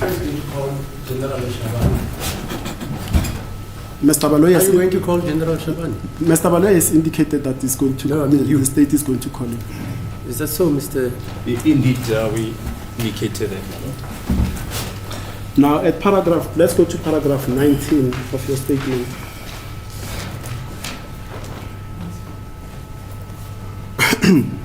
You state there that after the attempt on your life was made, then you call accused number 1 so that he could speak to those persons who allegedly tried to kill you because they are relatives to him and accused number 5, correct?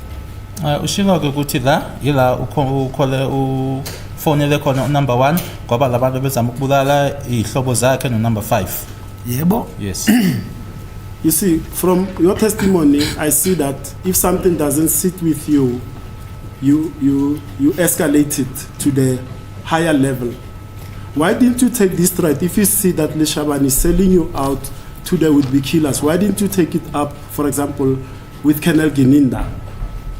Engikutholileke kubufakazi bakho ukuthi uma into ke ingakuphathi kahle uyidlulisela ngaphezulu kwathini ke uma bona ke ukuthi uGeneral Leshabane ke uyakuthengisa ke manje kulabantu laba abafuna ukubulala ukuthi lokho kungidlulisele kuKolonel Gininda.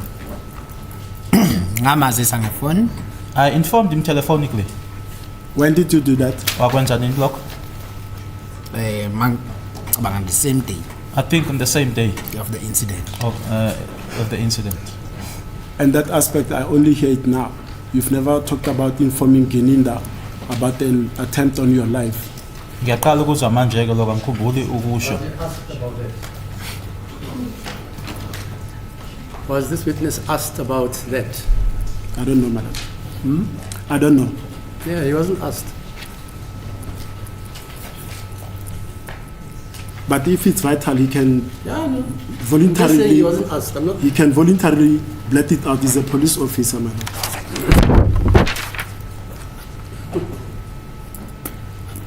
Now, accused number 1 will state again with respect to this being called by you after an attempt on his life made and him contacting whoever, stopping them. He doesn't know anything about that, and you've never called him about this incident. Sorry, not an attempt on his life. You said on his life. No, so sorry, let me rephrase. Accused number 1 will state that you did not call him to say accused number one, stop your relatives, they are trying to kill me. He does not have any knowledge of people trying to kill you or you calling him for him to intervene. Uthi ke akazi lutho ngokumfonela kwakho akazi nje umfoneleke wena umtsheleke ukuthi kunabantu bakini abafuna ukungibulala. Uqamba ma. He's telling lies. Now lastly, let's go to your paragraph 21.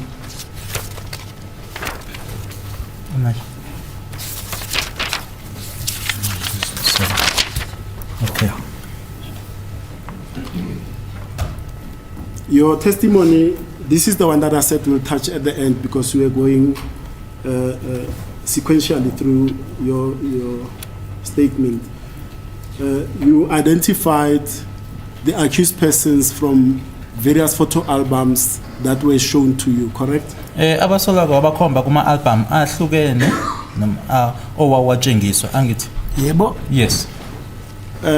The circumstances under these photo albums were shown to you. Can you explain them explain them? I don't want to put words in your mouth. Awuchaze kwenzeka kanjani ke noma kwenzeka phansi kwaziphi izimo ukuthi ke utshengiswe lawo ma album lawo. Ngicabanga ukuthi maybe investigating officer ayifuna ukubona ukuthi nginolwazi labantu okukhulunywa ngabo. I think the investigating officer wanted to know whether I had knowledge of the people that were spoken about. Yes, but I want to know the circumstances. Are you called to the investigating officer or do they come to you and then what did they bring? I want to know exactly what was brought to you. Ngifuna ukwazi ukuthi bakubiza ukuthi uze kubo beza kuwena. No, ngaya kubo officeini. I went to the the statement. Sorry. Oh. No, qhubeka. Mangenza le statement babe sebevula ithombe eziningi bangibonisa zona. I went to them at the office when I was making this statement, and then they opened pictures or photos and showed me. And do you know where and when? Was it at the time when this statement was made on the 31st of May 2023? Yes. And who was present except the investigating officer as part of his team? Was he by himself or he was as part of a team? Ingabe wayenoza kwabo noma kwakuyena yedwa Umamfundisi Mamfundisi police sergeant that was. The police sergeant Then the brigadier. As well as the brigadier. Mamfundisi, I don't Sergeant know whether Mohole. it's sorry? Sergeant Mohole. Thank you.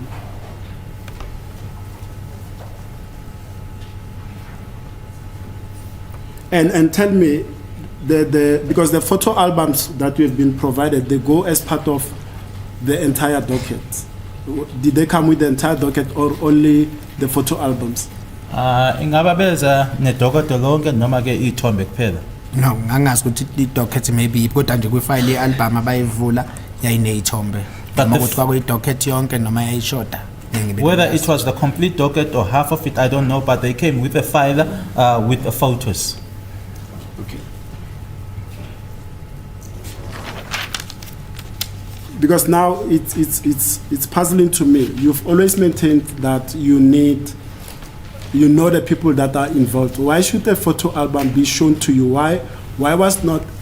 I know it's not your forte to answer this, but you know a proper identification would have been an ID parade. Why should they show you a photo album? Yazi ke ukuthi ke mhlamba siwena ke kufanele uphendule lokho kodwa ke ngoba ukuthi ke kukadusho ukuthi abantu abaziyo laba mhlambe ke kwakungenziwa nje iID parade ekuyiyona kwakungani ukuthi beze nezithombe kuwena kodwa uthi abantu abaziyo labo okhuluma ngabo. Ngiyakwazi ukuphendula lokho kuma yibabeza nayo. I wouldn't be in a position to answer that. And as they are showing you these photos, did they tell you the alleged role of each of the individuals, or what did you do? Let me put it that way. What did you do when an album was showed to you and then you identified a particular person? Wawenzani wena ke asithi ke kuyavulwa ke kuvulwa kwisithombe esithize kwakuyini oyenzayo wena ke? Uma ngibuka lezi izithombe should bengiyibuka ziningi bengisho labo engibaziyo nenganginabo ngababona ngalelo langa. When I viewed these photos, I viewed them as many as they were, or there were many of them. Then I would point out those that I knew or that I know and that I was with on that day.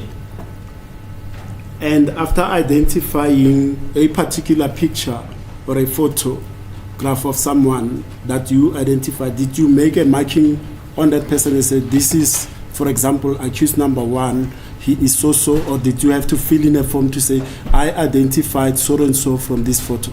Kwakuyini khona wawubhala phezu kwaleso sithombe leso uthi mhlambe lona u-accused number 1 noma ufanele kukhona nje obhala phansi? Kwangekho ngubhalayo ngangisho ukuthi mangibona lesithombe ukuthi ngibona abantu leso sithombe. I wasn't writing anything. I would just have to say upon seeing a photo as to who it is that I'm seeing.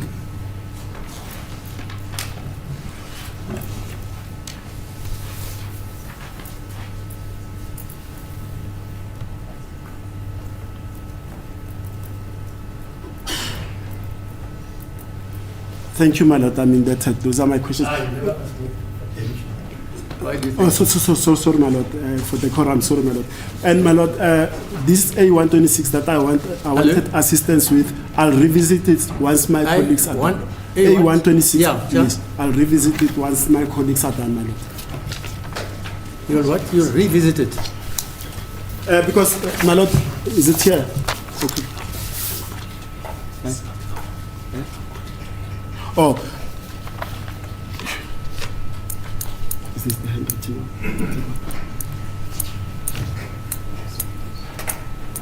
Okay, I've got A126 in front of me, and it was taken on the 17th of November 2019 at 16:25.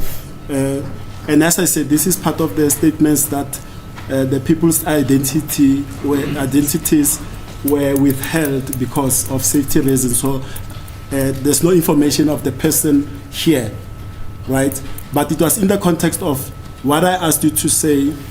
You were called to say, in order for you to prove that you know some of the suspects, can you bring an elder person that will confirm that these people have familial or kinship relationship with you? Do you understand? Mm-hmm. Now the statement reads, the other names I'll read because they relate to families of accused number 2, and those are the people that I consulted with over the weekend. So paragraph 2 thereof reads, my lord, it's a 2-page statement, it's not too long. In fact, it's a 1-page statement, the other page is a commissioning page. Who is the deponent there? The deponent will be, this is a typed out, let me see the deponent. On the original, the deponent will be, that will be a Colonel Brigadier Gininda, my lord. Okay. Thanks. And it reads, in late 2017, I met Bongani Ntanzi, who is my relative from the homelands in Kwanongoma. And I met Bongani in Devon at Kwamashu squatter camp. It was during the general discussion between myself and himself, whereby he told me something shocking. He said to me, there was once a fight argument between his brother Mafika and another Ntanzi brother in Sosota homeland in Kwanongoma. I don't recall what was Mafika was arguing with his brother about, according to Bongani. Bongani said in the argument, he was told by the other Ntanzi brother that he won't fight with Mafika. Instead, he will rather report him to the police for the murder of Orlando Pirates goalkeeper called Senzo Meyiwa back in Fosloras. He further said he was told by the brother of Mafika, not Bongani, that Mafika Ntanzi committed the murder with Muzisibia, who's also from Kwanongoma. I further don't know the two mentioned suspects were staying in a hostel in Fosloras during the time of Senzo Meyiwa was killed. I further know that Muzi had dreadlocks at a certain time, but cut them off after the murder of Senzo Meyiwa, and is currently at Kwanongoma, and Mafika is currently working at a certain place, at a certain mine in Rustenburg. I'm aware that the two were also used as hitmen in their, and their ring leader is one Bongani Zungu of Sosota area from Kuala Nongoma. However, is currently in jail. I've identified the photograph of Muzi Sibiya to the police and attached it together with that statement marked ANZ1. I was told by Mbekiseni as to why Muzi Sibiya and Meyiwa Ntanzi killed Senzo. After receiving this information, I decided to tell my son, who is a police officer in Johannesburg, about the above information. His name is Kumbuzo Zungu. Subsequent to that, I was then informed by Kumbuzo that we should go meet the police at the head office, SAPS office in Pretoria. Indeed, the police were met and I disposed the above mentioned statement to Colonel Gininda, who was with Sergeant Bongani. I can identify Meyiwa to the police if I see him, but I don't know, I don't have his photos. This is all I can see. Vanake, ngikufunda. Kwakulethi ke ngo2017 ngahlangana naye uMbhekiseni Ntanzi okuyisihlobo sami emakhaya kwaNongoma, ngahlangana noMbhekiseni emjondolo kwaMashu.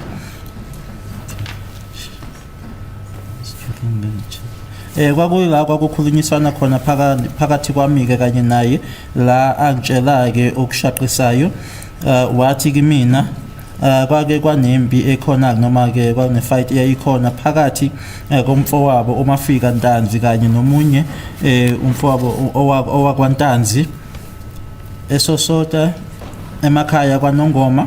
Angikhumbulike ukuthi babelwa yini le babexabana ngayo uMeyiwa kanye nomfowabo ngokusho kwakhe uMbhekiseni. uMbhekiseni wangitshela ke kamuva emuva kwalo kokuthi baxabana ke wase etshelwa ke omunye kwalaba wakwaNtanzi ukuthi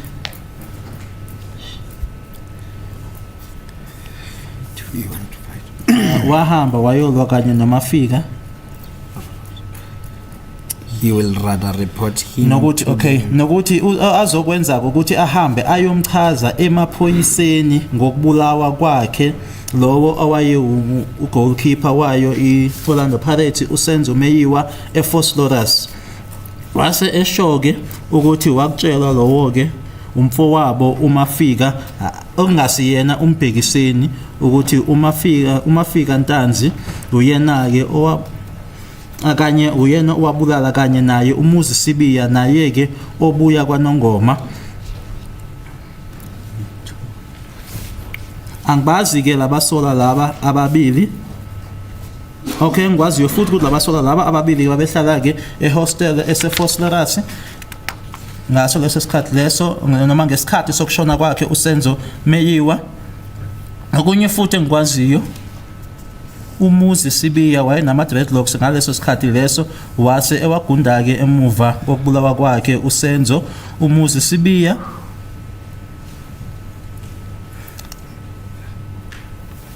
Sibiya ke usendaweni ethize noma wayesendaweni ethize ngaleso sikhathi kwaNongoma. uMeyiwa yena ke usebenza kwimine ethize eRustenburg.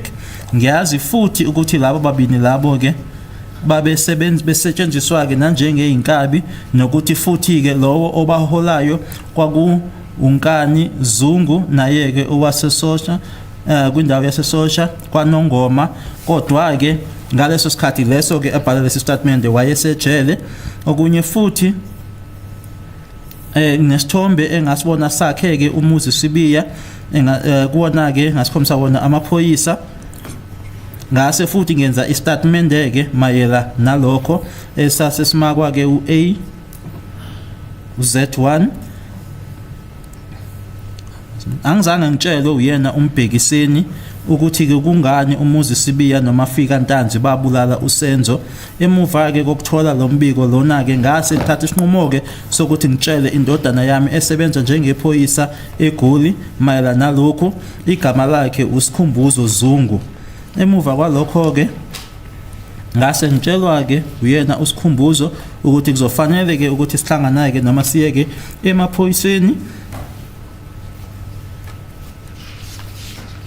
Ngempela ke saya ke emaphoyiseni ngase ngenza ke istatement mayelana nalodaba kuyena uColonel Gininda owaye kanye naye uSergeant Bongani Uma fika ke uma ngambona ngamkhomba emaphoyiseni kodwa ke isithombe sakhe anginaso phelele lapho engingakusho. Now, Mr. Ramsepili, I asked you who is the deponent of that statement. And you the said- deponent is deducted, my lord. Yeah, why do you say it's Colonel Gininda then? No, I misheard the No, call. Sorry. please. Now I'm listening to Colonel Gininda saying all those things. No, You it's, told it's me not he's the one who him. made It's the a statement. witness whose identities are withheld, my lord. Okay, All right. so we don't know the name of the witness because, I mean, the deponent, because the name is redacted. Yes. Mr. Baloyi, I know because of security reasons, it could have been redacted. Yes. Is it not possible for this court and the legal representatives to see or know the name of the deponent? Yes, it's not a problem at all. In fact, we gave the original to Oh, I see. to my learned friend. So we know the name. Oh, he knows the name. Yes. The name No, is. no, you don't. Is it in the statement? It's in the. And- I think this is the original because what we have are And you don't typed. have a problem for security reasons that the name must be publicized? We haven't consulted with the. We haven't taken up that aspect with the witness, Malak. We prefer that maybe his name should remain withheld for now. Yeah, fine. But I But think the that legal representatives can have access to the name. Yes, Okay, and the court also. yes. Because if it was redacted, it means it was for security reasons. Indeed, my lord. Yeah. Okay. So, my lord, I'll leave the name out again. Now, So that statement was commissioned before Ginanda. it was done on the Sunday, the 17th November 2019, at 16. Commissioned by Ginanda. Commissioned by Gininda according Okay, to fine. the original. Yeah, fine. Now, having read that statement to you, it goes back to my question that, let me start here and I'll tie it up to this. At the time, Makubo rejected your information.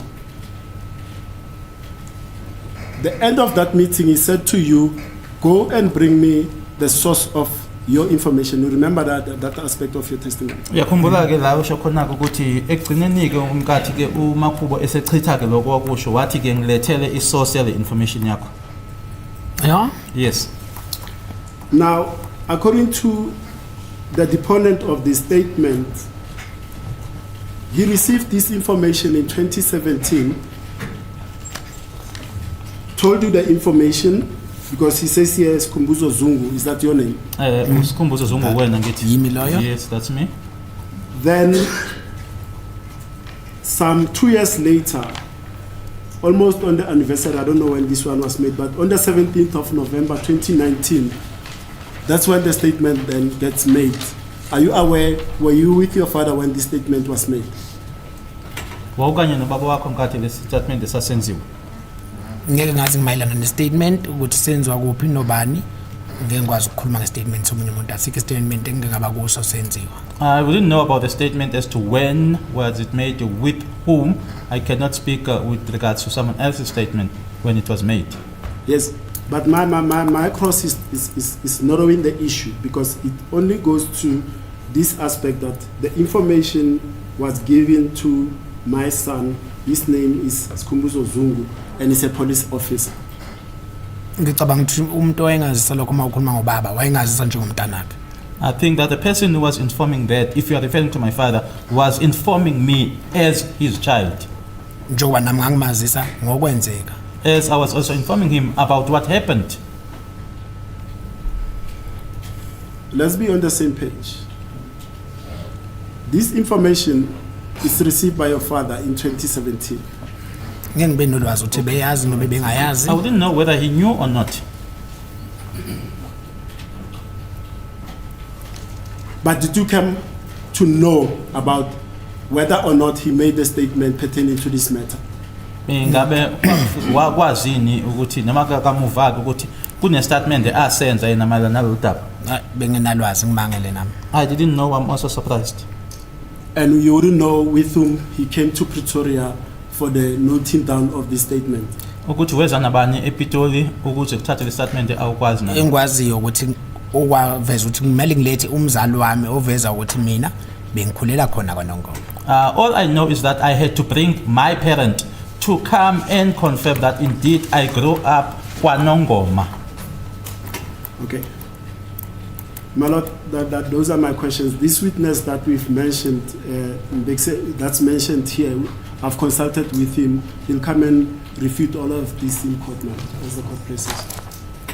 We are going to call that witness. So, sorry, my Lord, if I may approach my candidate again. Mr. Manoyi, what time is it?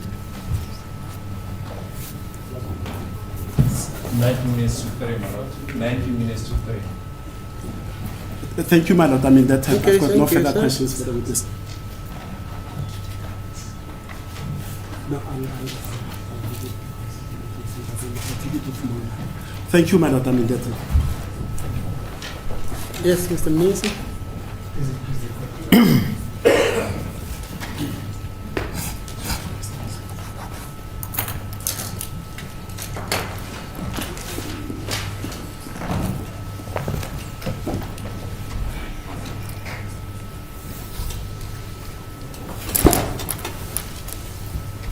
Mr. Zungu, in law there is something called perjury. Do you know what perjury is? La emthethweni ke noma ke kulo kunento abayibiza ngokuthi The basis for the relevance of that question, my lord. Yeah, Mr. Nisi. He doesn't know what perjury is, so what are we going to do? How long have you been a policeman, sir? For 12 years. We have been investigating cases, not so. Do you know what perjury is? uyazi ukuthi yini pressure. Yebo ngiyayazi. Yes, I do. Thank you. He says he knows it, my lord. What is perjury? Yini? No. You must lay a basis. You've got to tell this witness A, B, C, D, E, F, G. Under cross-examination, under oath, he comes with an answer which perjures himself.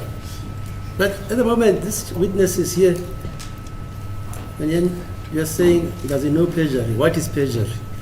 That question is disallowed. As it pleases the court, my lord. Yeah, because you can see, you're a legally trained person. What do you expect this witness to say about perjury? If he tells you it is the death of someone else, what are you going to say? No, but my lord, those are answers that I'm expecting to come from the witness. Now the court really takes over the answering of those questions on behalf of the You can't ask witness. this witness if he knows what perjury is before you've laid a foundation. Just standing up and say, do you know perjury? That is how I choose to conduct my Yeah, cross-examination. but that's not procedure. That question is disallowed without a foundation. Thank you, sir. I'm told that I must lay I must lay the basis why I'm asking you what perjury is. I'm asking you this simply because you're a police officer. That's the basis why I'm asking you what perjury is. You've said you know perjury. The basis why I'm asking you what is perjury is because you've told this court that you've come to testify here as a police officer.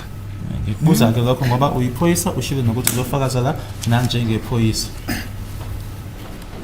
So what is perjury? Ngizofakaza njengephoyisa. Iphoyisa cha umsebenzi wami.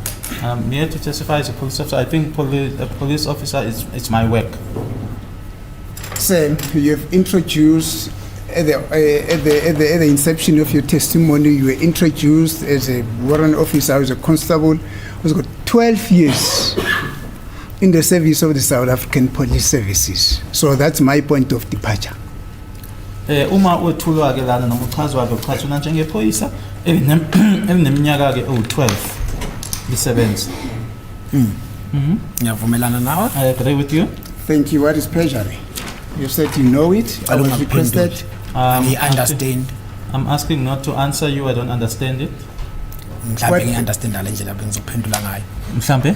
Ngalendlela bengizophendula ngayo. Mhlambe maybe I don't understand it. Sorry, in the manner in which I was going to answer you. But you've just said to me, you know what perjury is. You can give me the answer that you would have explained on what perjury is. Engiyicabangayo. The one I'm thinking. It's fine. can tell me perjury is monkey is fine. It's you. When? What is perjury? When? What is perjury? Angiyazi. I don't know. We have just said you know what perjury is. Let's move along, and we don't see the sense of this cross-examination. With the greatest of respect to my learned friend.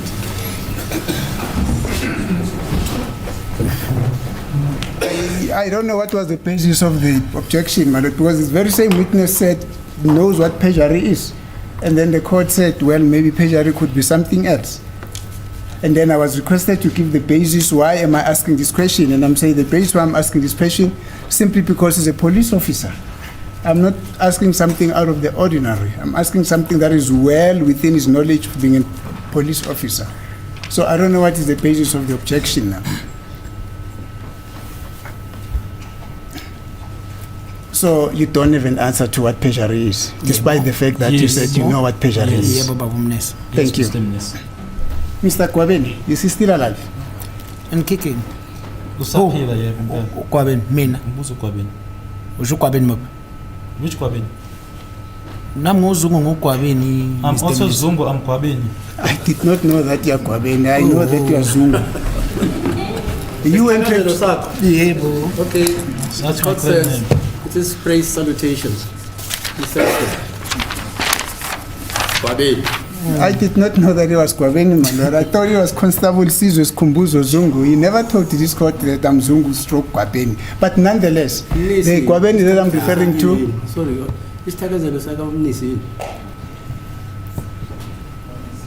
mine is very sacred, my lord. It just doesn't get said anyway. Okay. Yes.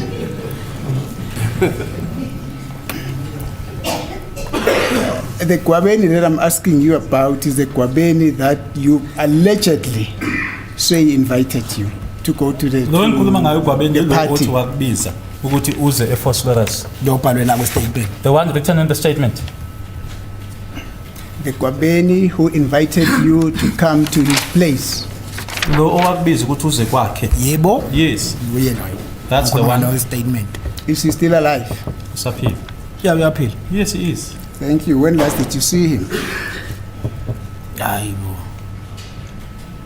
Bengimele ngimbone mhlambe kanjani usho ukuthi. How? What do you mean? I'm asking when last did you see him? That's a simple question. When last did you see him from today when you count backwards? When last did you see him? Mr. Zungu, look, we are a police official. We have come here to assist the court to come to a particular decision.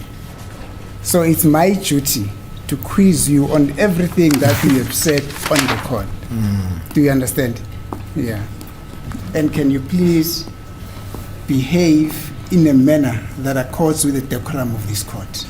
Ubiphatheke ngendlela ehambisana nenqubo yasenkantolo. When last did you see Mr. Kwabeni? Angikhumbuli. I can't recall. Thank you.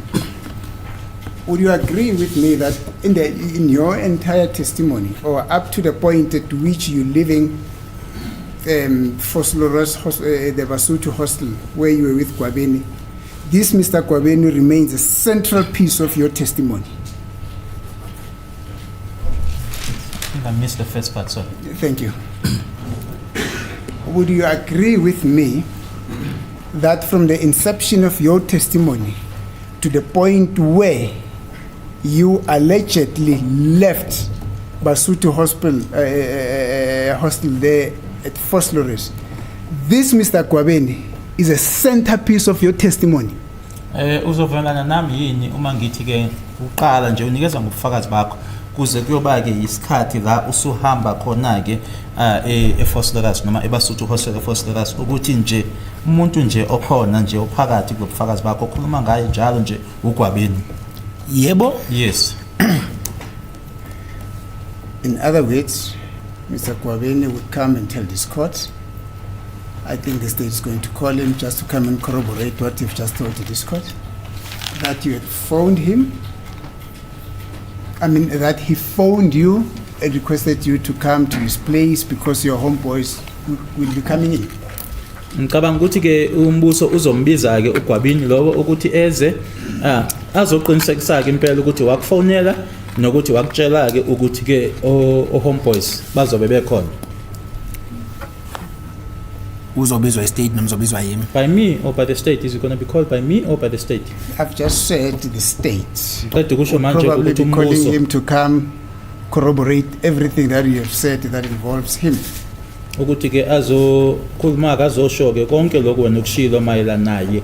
Ngizwa ngawe lokho ukuthi bazombiza ngazi. I'm hearing it from you that they are going to call him. I know nothing about it. The same Mr. Kwabeni would also come tell this court that at one particular point there are people who got into his room.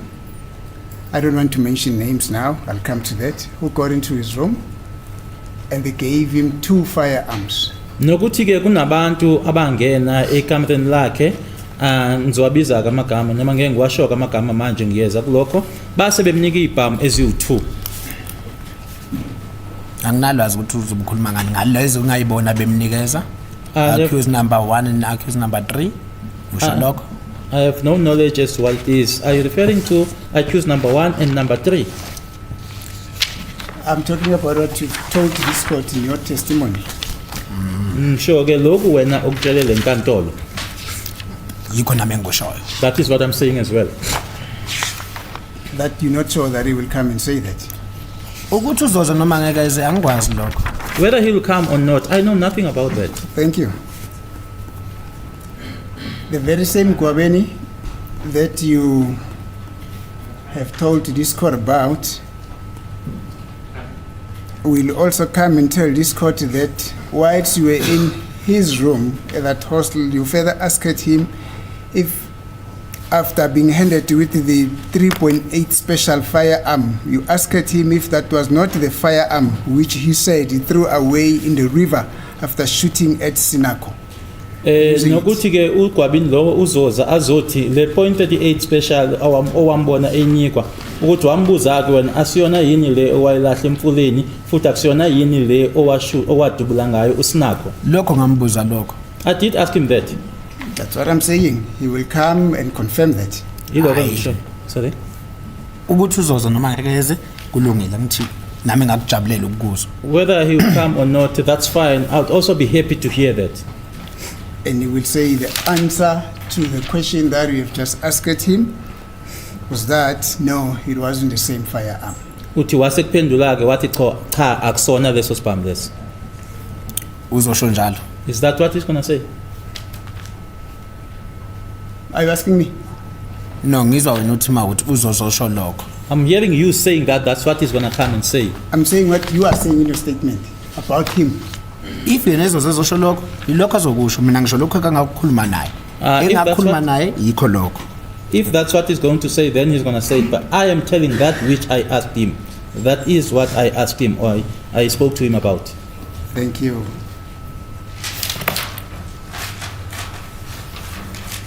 Now let's get back. You are saying when you made the statement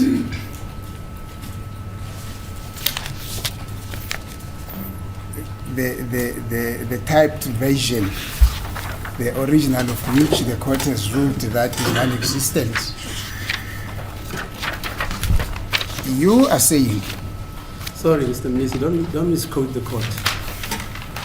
The original, I said there is no evidence that there was a statement made by this gentleman which he made with his own handwriting and attested to, and it was commissioned by him before the Commissioner of Oaths. That's what I said. There was no original, in other words. He never made a statement. That's the court's finding. Please. As it is the court. Don't misinterpret the court.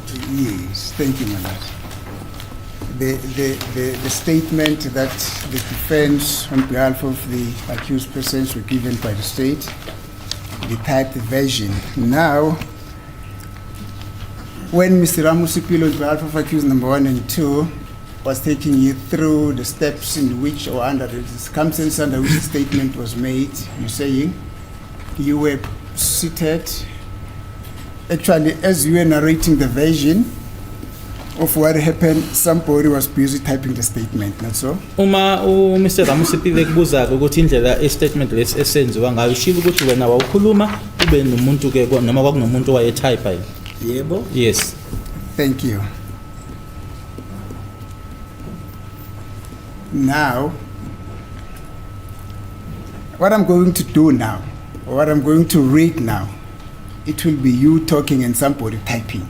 Do you understand? Engizokwenza ke manje noma lokho ngizofunda ufunda wena uyakhuluma kunomuntu otypeayo. In other words, I am going to create a bit of a scenario where you will be talking and you will assume that somebody will be typing, and this is how it goes.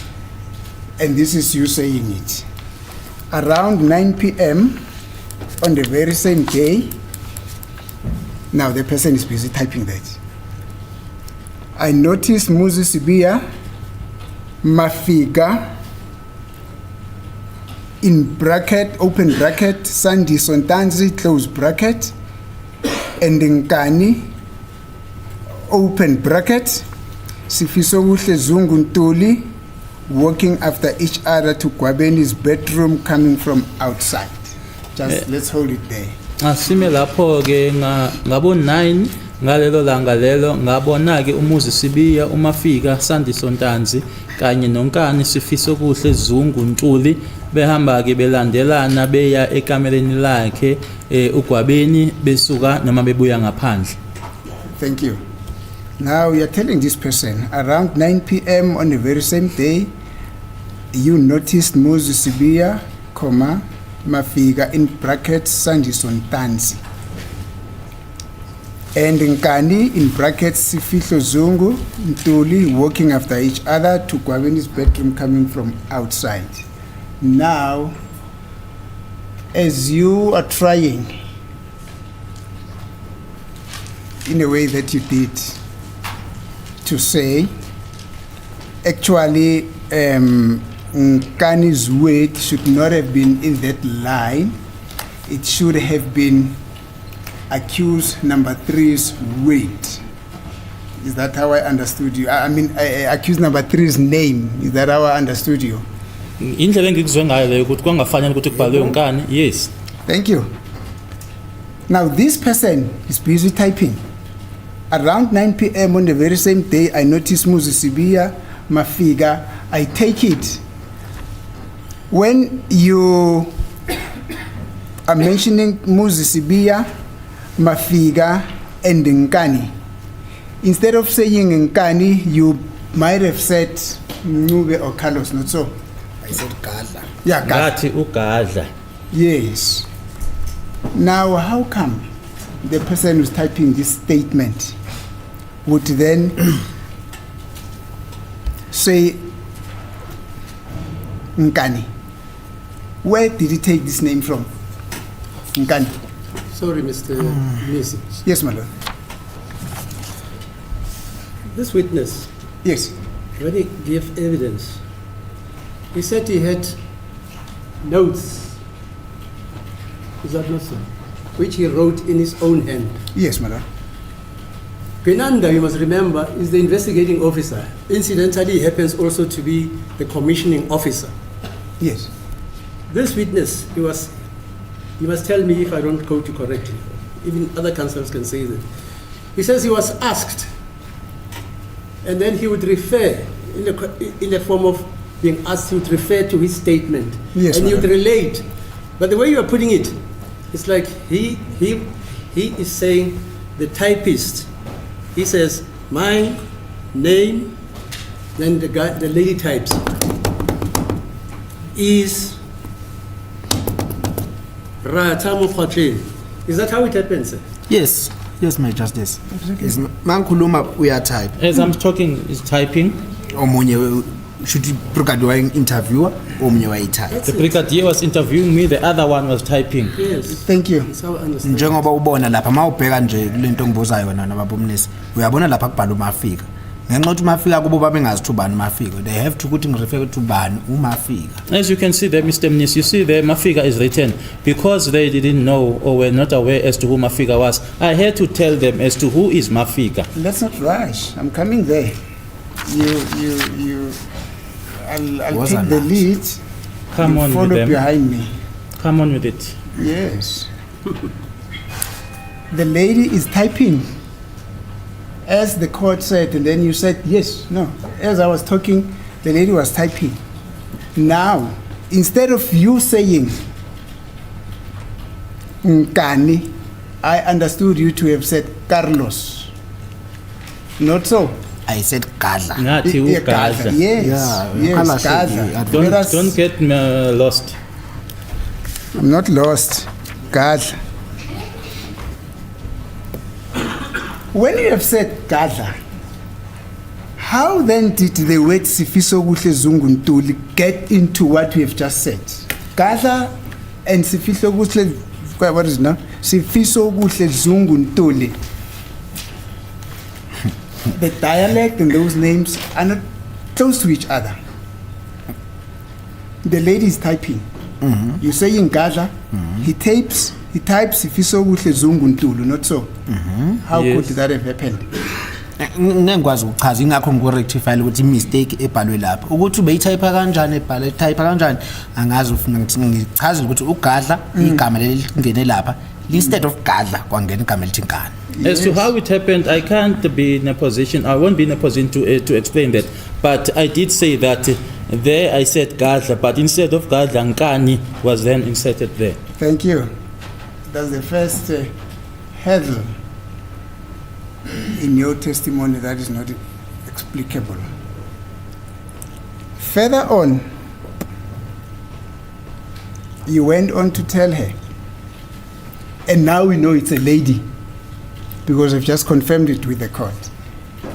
Then you say, I stood up and followed them. As I was suspicious of the manner in which they entered the house, I could see there was something wrong. I found Gwabeni in the bedroom.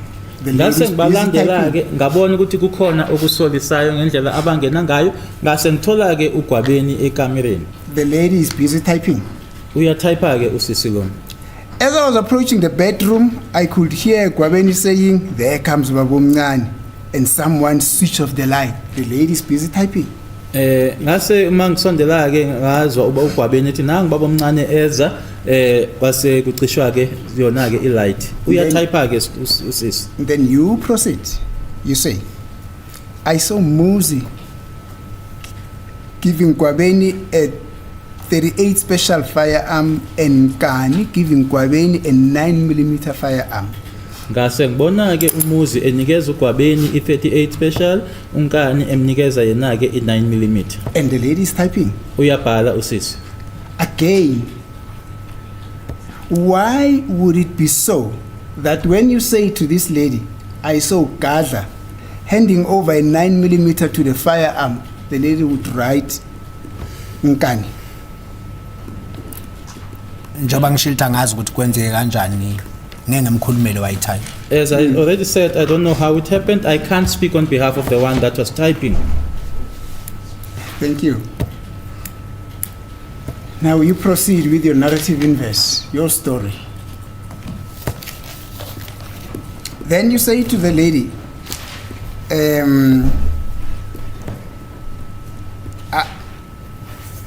I then asked them, why are they having firearms on their hands? And asked them where they are coming from. The lady proceeds to type. Ngase ngibabuza ukuthi ibhamu lezi kungani bephethe ibhamu ezandleni zabo futhi bayithola kuphi. Uyaqhubeka uyatype usisi. No one responded. Akekho ongiphendula vele. Yes, indeed, no one responded. Yeah, that we know because it's in the statement. But what I'm saying is, you are saying now, yes, you proceeding with the story, no one responded, and the lady says, or this witness is saying to me, no one responded. Let me type exactly what this witness is telling me. Exactly.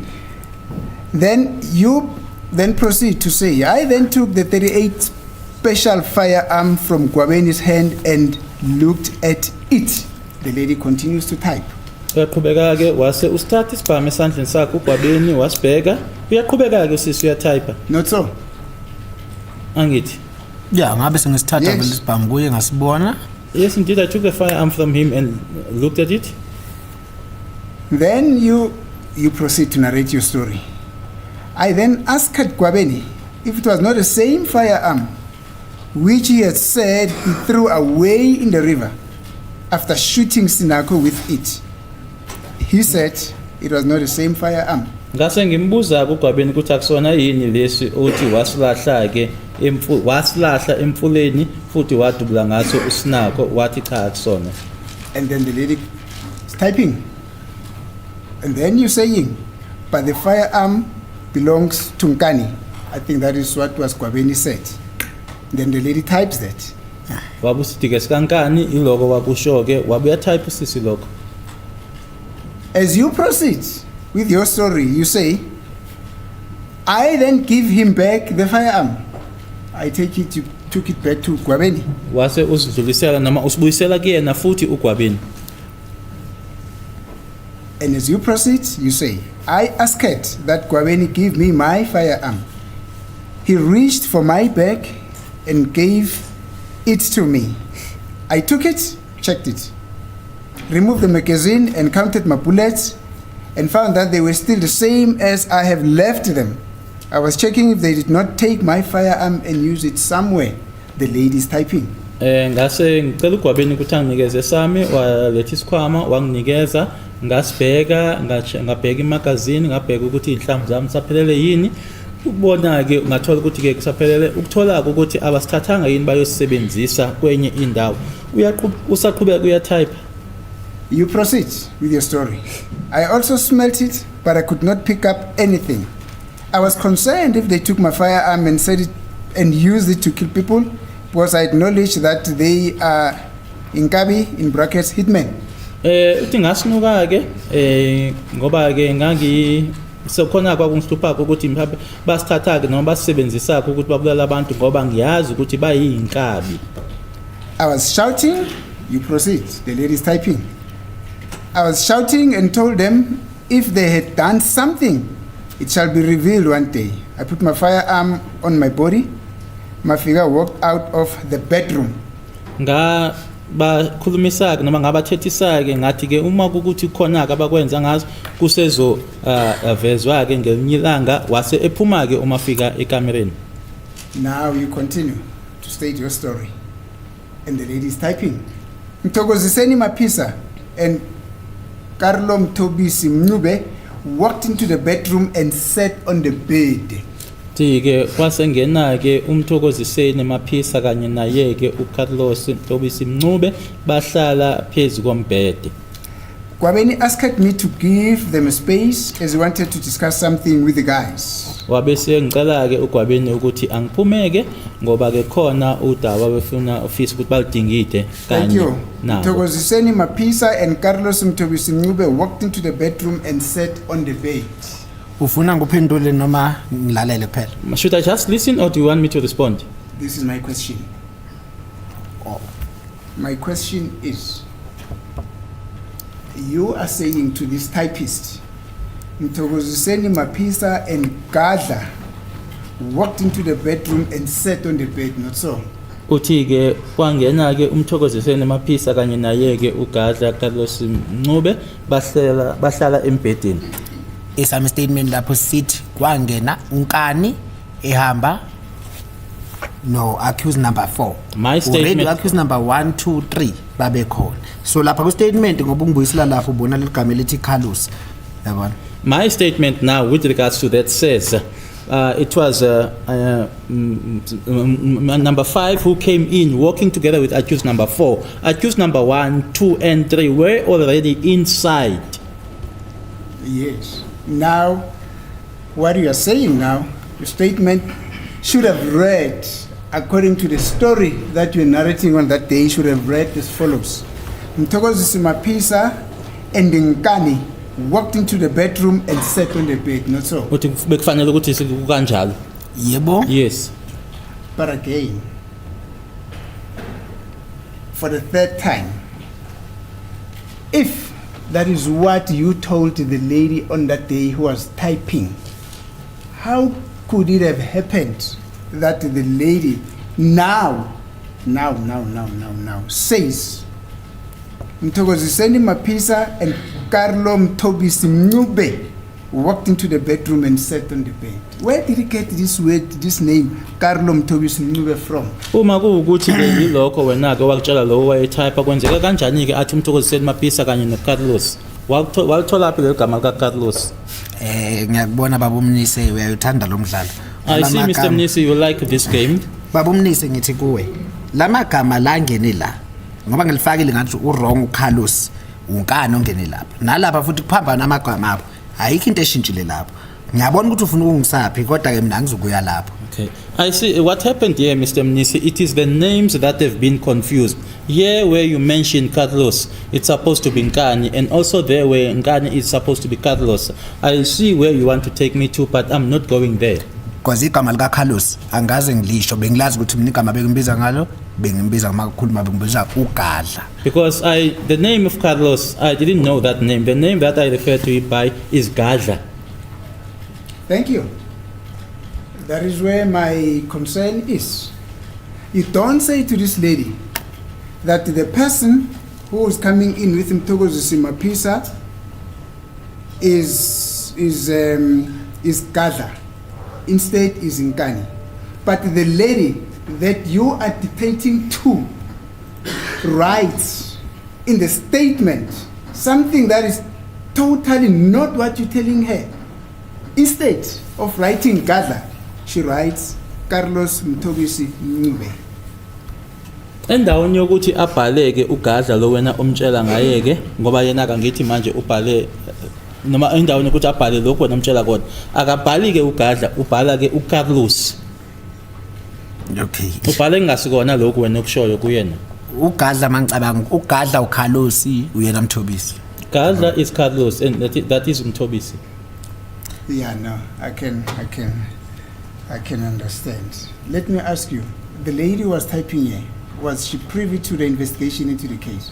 Lady leli noma usisi lona owayebhala lana ungaba wayenolwazi wayenalo mala nophenyo lecala leli. Ngicabanga ukuthi angibazi abantu bebephenya ukuthi uyena muphi.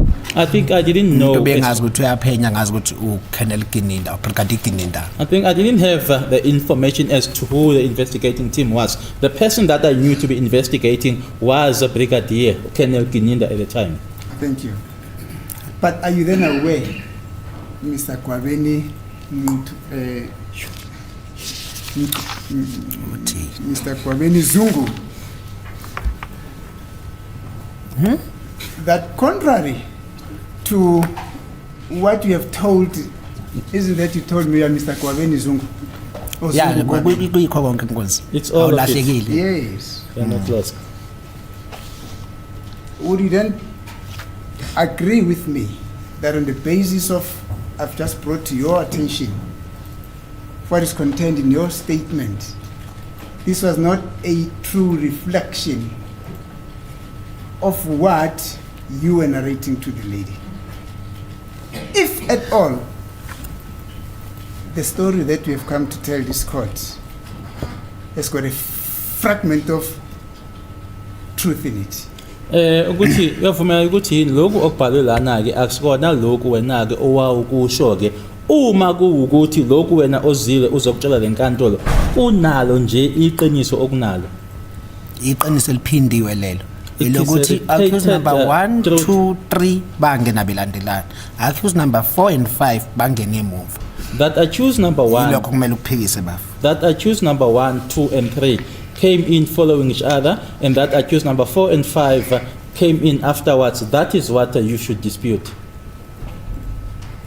And you would further agree with me that in as much as you are trying so hard to give a reason on how this horrible error could have happened, you're finding yourself in a catch-22 situation. Noma ke uzama ke ngako konke nakho ke ukuthi nje uchazeke lephutha leli engake lenzekile lana ukuthi nje cha awukwazi uthola nje ukwisibho la khona ongakwazi ukwenza noma ukuthi uphume kusona. Uthi uyazama ke ngako konke onako ukuthi uchaze leliphutha elingake lenzekile lana kodwa nje ngeshwa ukuthi ke lokho okuzamayo ukuthi cha awuphumeleli kona. ngicabanga ukuthi mawuzwa bafu ngishilo ngathi accuse number 1 2 3 accuse number 4 5 bangene emuva so ukuthi kubhaleke igama likaGadla liphambane likankani la endaweni embili akushintshi indawo kulokho engikushoyo. I think I did say that accused number 1, 2, and 3 came in following each other. Then accused number 4 and 5 then came in afterwards. That Gadla and Kani's names were then confused or put in the wrong places. That doesn't change anything. I want to open up an argument with you because ultimately to argue it's going to be for me as I will be standing here at the end of it all addressing the court. I only wanted to bring it to your attention that already on this document alone there's something that is being called someone being between the hard place and a rock. I don't know what place is that, but I normally hear people talking about that. But that is going to be my duty to argue before the court. But let's carry on.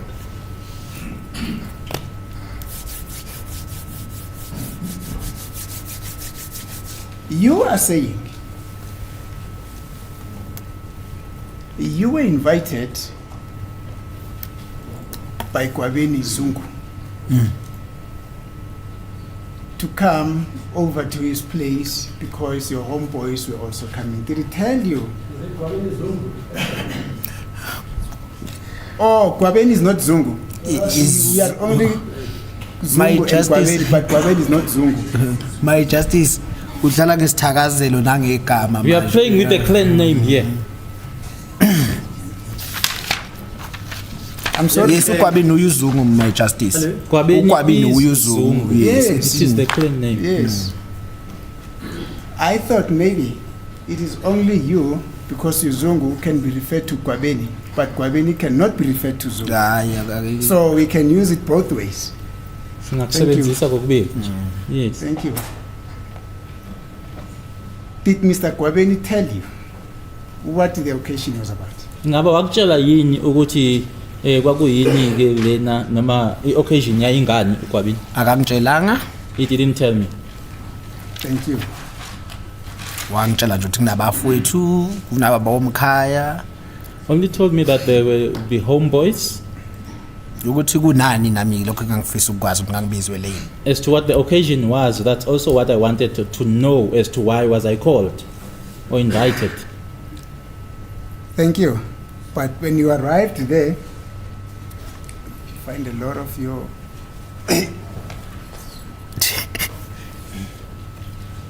I'm sorry, my lord. Something has just gone into the wrong throat here in my mouth. I am used. I sorry, my justice. Remember the old man was here the other day. Just adjourn, my lord, for a minute. I think I need to get Remember the old water. man was here. Excuse me, my lord. The old man was here the other day. The other time I used to be here. You remember that old man? The younger man. Was he younger? I don't know. Oh, I see. Yes. You want to speak? I just need to get a seat, man. Maybe So, just I- adjourn for 5 minutes, my lord. Thank you. Okay.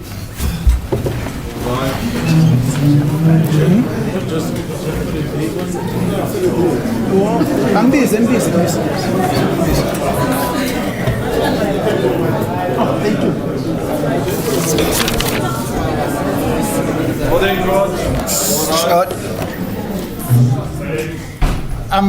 I'm sorry about this horrible inconvenience, man. I'm approached by my colleague here that we can rather adjourn for it. Oh, yeah. Okay, fine. Thank you. What time is it, Mr. It's was 24. It was 3. It's 19 minutes was 20 precise. Okay. 10 minutes to Okay, let's adjourn until Sasa again with 10. 10. How they put you? Is it going to be